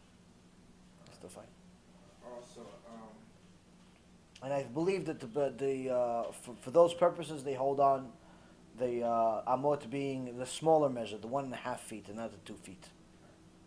also, check about the Noachai. Okay. The Goyim, if they follow the 7 laws of Noah, then they are considered righteous. If they do it because Hashem said it. Yeah, because Hashem. Yeah, because Hashem. But How would they know? Yes. They have to learn Torah. From where exactly? Because given that certain people, I know, like the Christians have the book. Even the funny thing, even it's in their book. It's there. They don't learn Torah. They learn, even though it's in their book, they don't learn it. So they don't know it's there. I've told many of them it's there, and then they read the passage and still don't get it. That's why I'm asking. So how exactly would they get to know these laws? the Torah promises that everyone that looks for the truth will find it. Meaning that Hashem promises, if you look for me, you'll find me. If you look for me with all of your heart and all of your soul. So every person at some point during their life has to ask themselves, what's the point of life? Has to ask these difficult questions. Because if they don't, then obviously they cannot be righteous. But a person that looks to be righteous is going to look for how what determines who's righteous and who's not. Now, if they were born into a Christian family, a Catholic family, a Buddhist family, or a Muslim family, and they really yearned for the truth, eventually they're going to arrive at the Torah. Whether it's through their religion or as an exit out of their religion. Point is, they'll arrive at the Torah. And once they arrive at the Torah, they're going to arrive at the truth. Hashem will lighten their, will open their eyes to see the truth. If they choose to convert, they're praiseworthy. If not, but they still choose to fulfill the will of Hashem according to the Noahide law, they're still fine. In chapter 4, verse 29, Hashem talks about the end of days. He says, from there you will seek Hashem your God and you will find Him. If you search for Him with all of your heart and all of your soul, when you are in distress and all these things have befallen you at the end of days, you will return unto Hashem your God and hearken to His voice. Meaning Hashem makes a promise that if you look for Him, you'll find Him. It's not like something that only the Jews are going to find, or only the few are going to find. Anyone that looks for Him will find Him. I know that there's a few examples of people that weren't even looking for what, didn't even find what they thought they were looking for. They were looking for Hashem. One time, for example, one woman sent me a message on Facebook trying to be a missionary. She tried to recruit me to Christianity. But unlike most missionaries that have evil intentions and are literally just liars, this woman literally thought she was doing good and she was looking for good. So when I responded to her that her religion of Christianity is 100% idolatry and I have proofs of it, and I sent her those proofs, she actually looked into it. And Baruch Hashem, today is almost a year and a half later. She's in her last stages of converting to Judaism. So she thought she was, she was looking to Hashem, and she was looking to publicize Hashem, what she thought was Hashem, to Christianity. In reality, she found the real Hashem through Judaism. But she was looking for Hashem, nonetheless, the whole time. So the point is that anyone that has the Torah has the responsibility of sharing the Torah. And if you're sharing it with Jews, you share everything. If you're sharing it with non-Jews, then you're sharing the things that are only relevant to them, which are the written Torah, which in essence is the Tanakh, most importantly, the 5 books of Moses. A lot of people focus a lot of their time on the prophets and things like that, but I generally don't recommend it. Number one, because a lot of the teachings that the Goyim have is about them, and they distort those chapters in Isaiah and Daniel a lot more than they even have the ability to do so with the 5 books of Moses. That's why they don't even teach the 5 books of Moses in churches. They only teach Isaiah and Daniel over and over and over again, 1,000,000 times over, because it's easier to manipulate things that are vague. There's very vague language that the prophets use because their prophecy wasn't as clear as Moshe Rabbeinu. So generally I would recommend for a person to go to the source, to the foundation of everything, which is the 5 books of Moses. You teach them the 5 books of Moses, you teach them the Midrashim, and you teach them Mussar. Once a person sees, goes over through all of those things, they have, a set plan for the rest of their life, how to improve themselves on a regular basis. That's really what a goy needs to learn. Needs to learn Mussar, needs to learn the 5 books of Moses, and that's it. But unfortunately, many goyim, they want to have the cake and eat it too, where they want to learn the entire Torah, and not just what they're supposed to, not just the 5 books of Moses. They want to learn some of the mystical things. They want to learn some of the mitzvot of Am Yisrael, and they want to start keeping the mitzvot of Am Yisrael. And they want to start keeping Shabbat, and they want to start keeping kosher, and they want to start keeping some of the holidays, all the holidays. And they want to start living like Jews, but as Goyim at the same time. And this is a very serious problem, because the Rambam Pusek La'alacha, that a Jew has to keep these mitzvot, but a Goy does not. And if a Goy keeps these mitzvot, in essence, he is inventing a new religion. And for that, he gets a heavenly death penalty, which means eternal Gehinnom. He does not get rewarded for them. The opposite, he gets punished for it. So all of these Goyim that are keeping Shabbat, and are keeping, if they even know how to keep Shabbat, or they're keeping all these mitzvot thinking that they're doing the right thing, in reality, they should know they're all going to get punished for it. They're not getting a reward for it. And that's the problem with a lot of these people, is that they go to the teacher that's going to tell them what they want to hear. So there's a couple of jokers that call themselves rabbis. One of them is I think both of them are located in Israel. One of them is both of them are located in Israel, that came out with this book where they're pretty much changing the Torah. And one of them is David Katz, and the other guy is someone Kaufman or something like that. And they changed the Torah to say that the Noahide Ger is allowed to keep mitzvot, allowed to keep Shabbat, allowed to keep everything. Why do they? What's in it for the rabbi? Why would the rabbi take such a risk to change the Torah when the Rambam never said it, Rabbi Yashiv never said it, Rav Ovadia never said it, Rav Kanievsky never said it, Chafetz Chaim never said it, the Rama never said it, no one ever said it. What is this? These two jokesters, why would they take such a risk and say something that's the opposite of all the Chachamim before them and call it a Chidush? Why? Because a lot of money in Noahides. There's a lot of money in fooling Noahides, into making them think that they could live as Jews but still stay the same at the same time. So if you tell the Noahide, you keep Shabbat, he's going to donate billions to you, not millions, billions. Because there's a lot more Noahides than there are Jews. So that's what's happening. A lot of these people are teaching Goyim to keep mitzvot, to donate to different Chabad centers, to donate to different organizations, Noahide organizations, under the pretense that they could literally keep mitzvot even though they're not allowed to. So, yes, there are certain things that they have to do. They have to learn Torah, as far as they have to learn how to behave and they have to learn what to do. But when you start giving them certain things that are similar or the same as Jews, you're in essence creating a new religion. And a person needs to simply understand, if it wasn't done before you, if the Chachamim before you didn't do it, there's a reason for it. Like, for example, a lot of people come to me and they say, listen, why don't somebody write a Sidur, a prayer book for the Noahides? Why don't they write? Because the Jews have a prayer book, they have a Sidur. Why don't you make a Sidur for the Noahides? 2 reasons. Number one, the Noahides are not obligated to pray.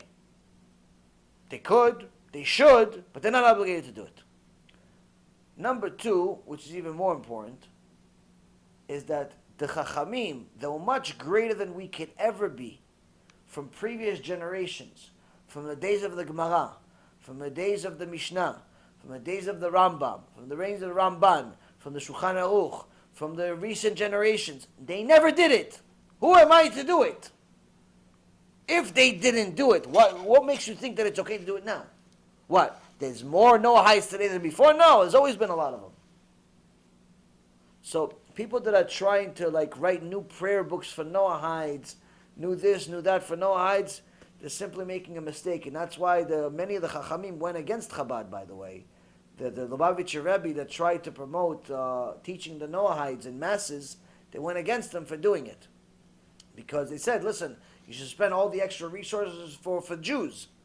Not to ignore the Noahides, but the point being is that it's you have 20 million of Am Yisrael don't keep Shabbat. You're going to go spend money and resources to go write books from Noahites. Oh, that means you're not doing it Lishma. You're not doing it for Hashem. You're doing it for, for business.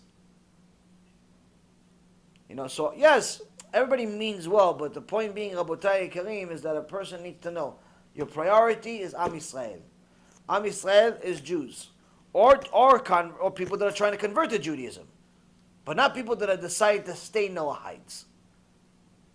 Not people that decide to stay. They're going to stay Noahites regardless. They're staying Noahites by choice. If they're staying Noahites but they want to convert, it's a different story. But the point being is that a Noahide has a lot of work cut out for him anyway. It's not easy to be a Noahide. It's not just because they have less mitzvot does not mean it's easy. They have to learn mussar. They have to develop their character traits. They have to be generous and so on and so forth. They have to do a lot of things. But not feeling for Noahides. That's just for Am Yisrael. But the point being is that a Noahide is mostly his responsibility is behavior. Behavior. As far as things like tefillin, prayer, holidays, things of that nature, that's not part of his. That's not part of his mission. Not part of our mission, and that's what anyone that wants to do it, needs to convert. And another question that was implied in the question I just asked is exactly.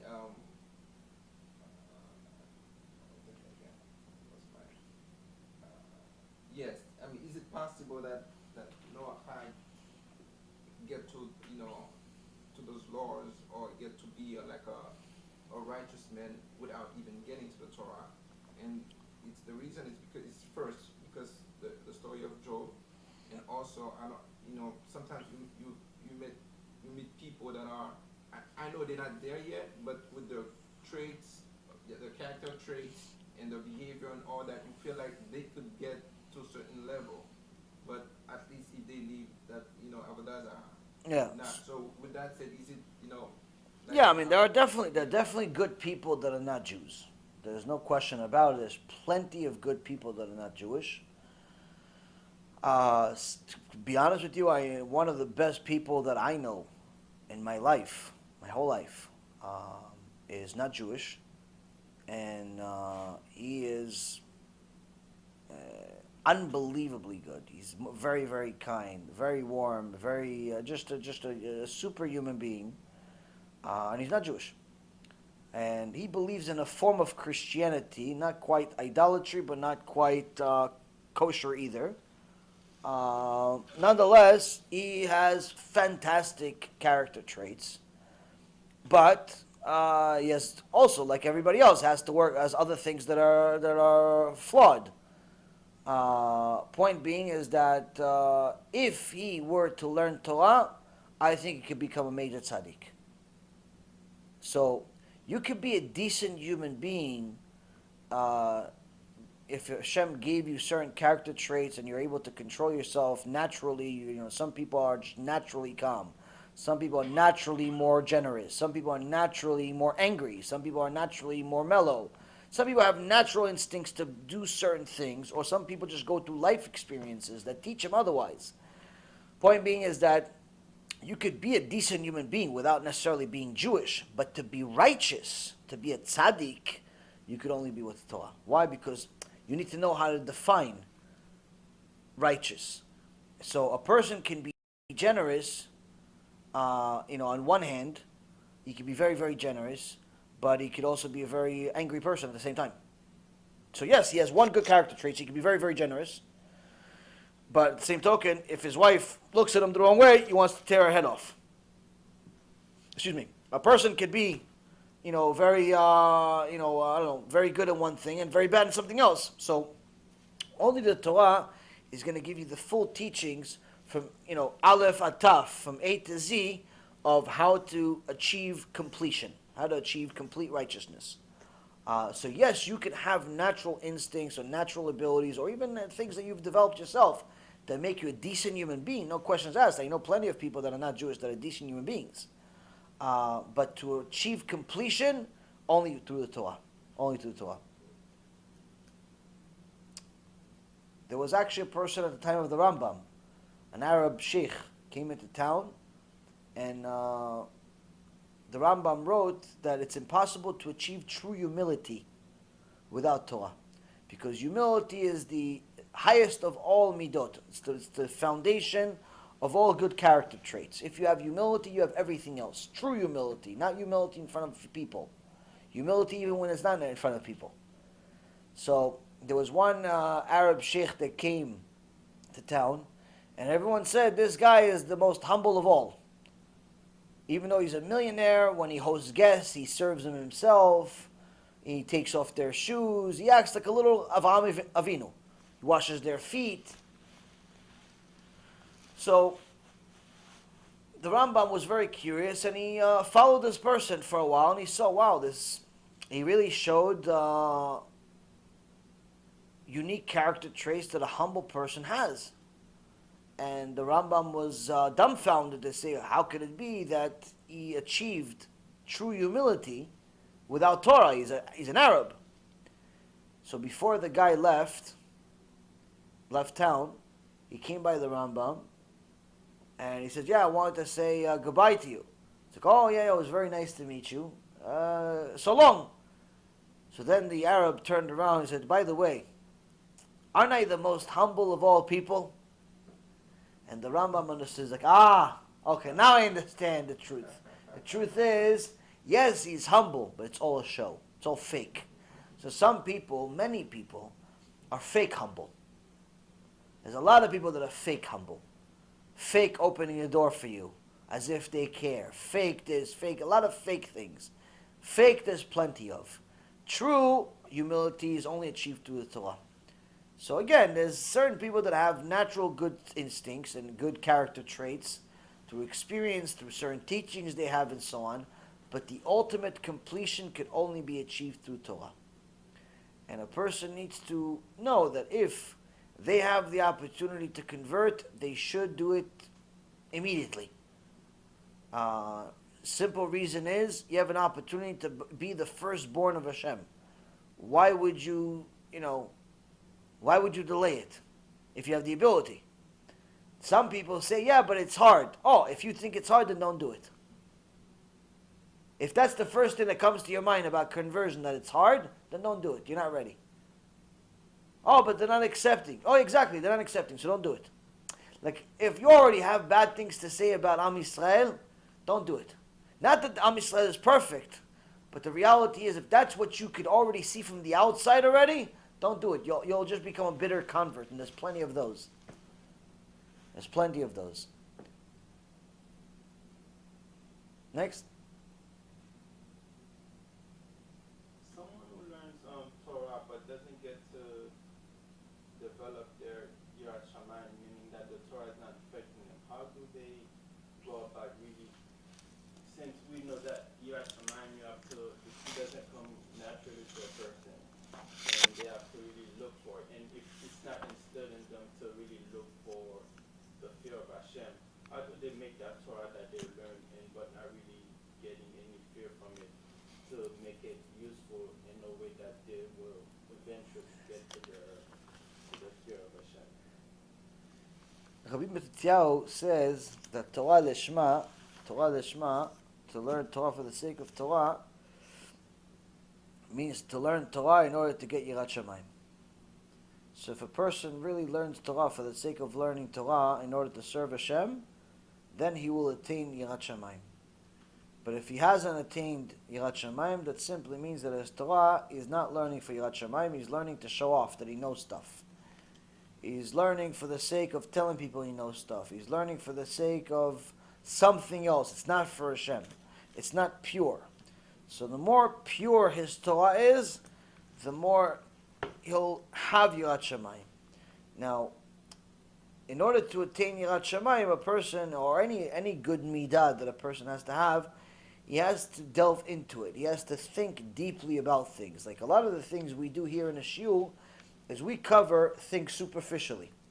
I say a lot of things, and in hopes that you retain a percentage, some percentage of what I say, and you're going to delve into it later on. You're going to take, let's say I talk for 2-3 hours.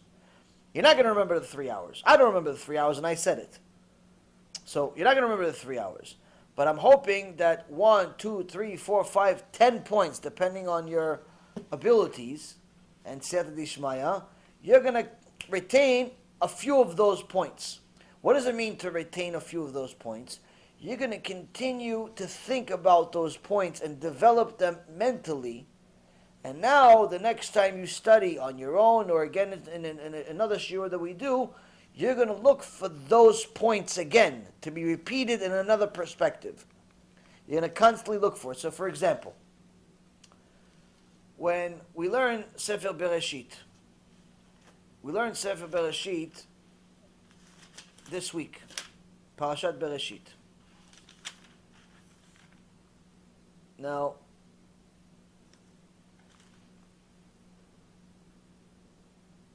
anyone that likes Torah codes will see that there is a lot of Torah codes that you can find throughout the entire Torah.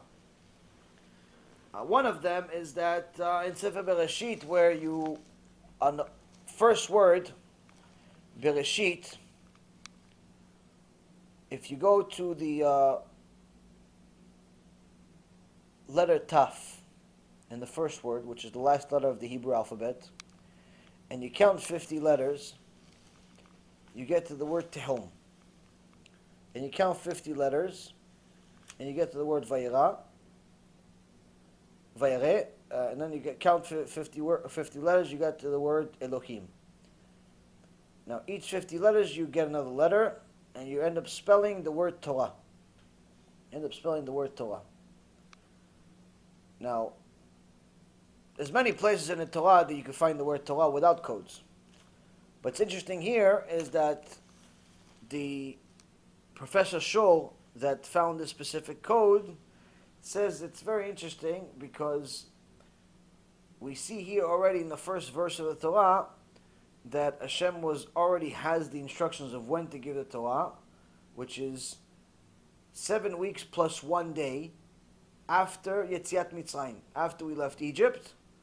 It was 7 weeks plus 1 day. 7 weeks plus 1 day is 7 times 7 plus 1, which is 50. So we already see in the word Bereshit, in the first word of the entire Torah, we could see the secret of when we're going to get this Torah.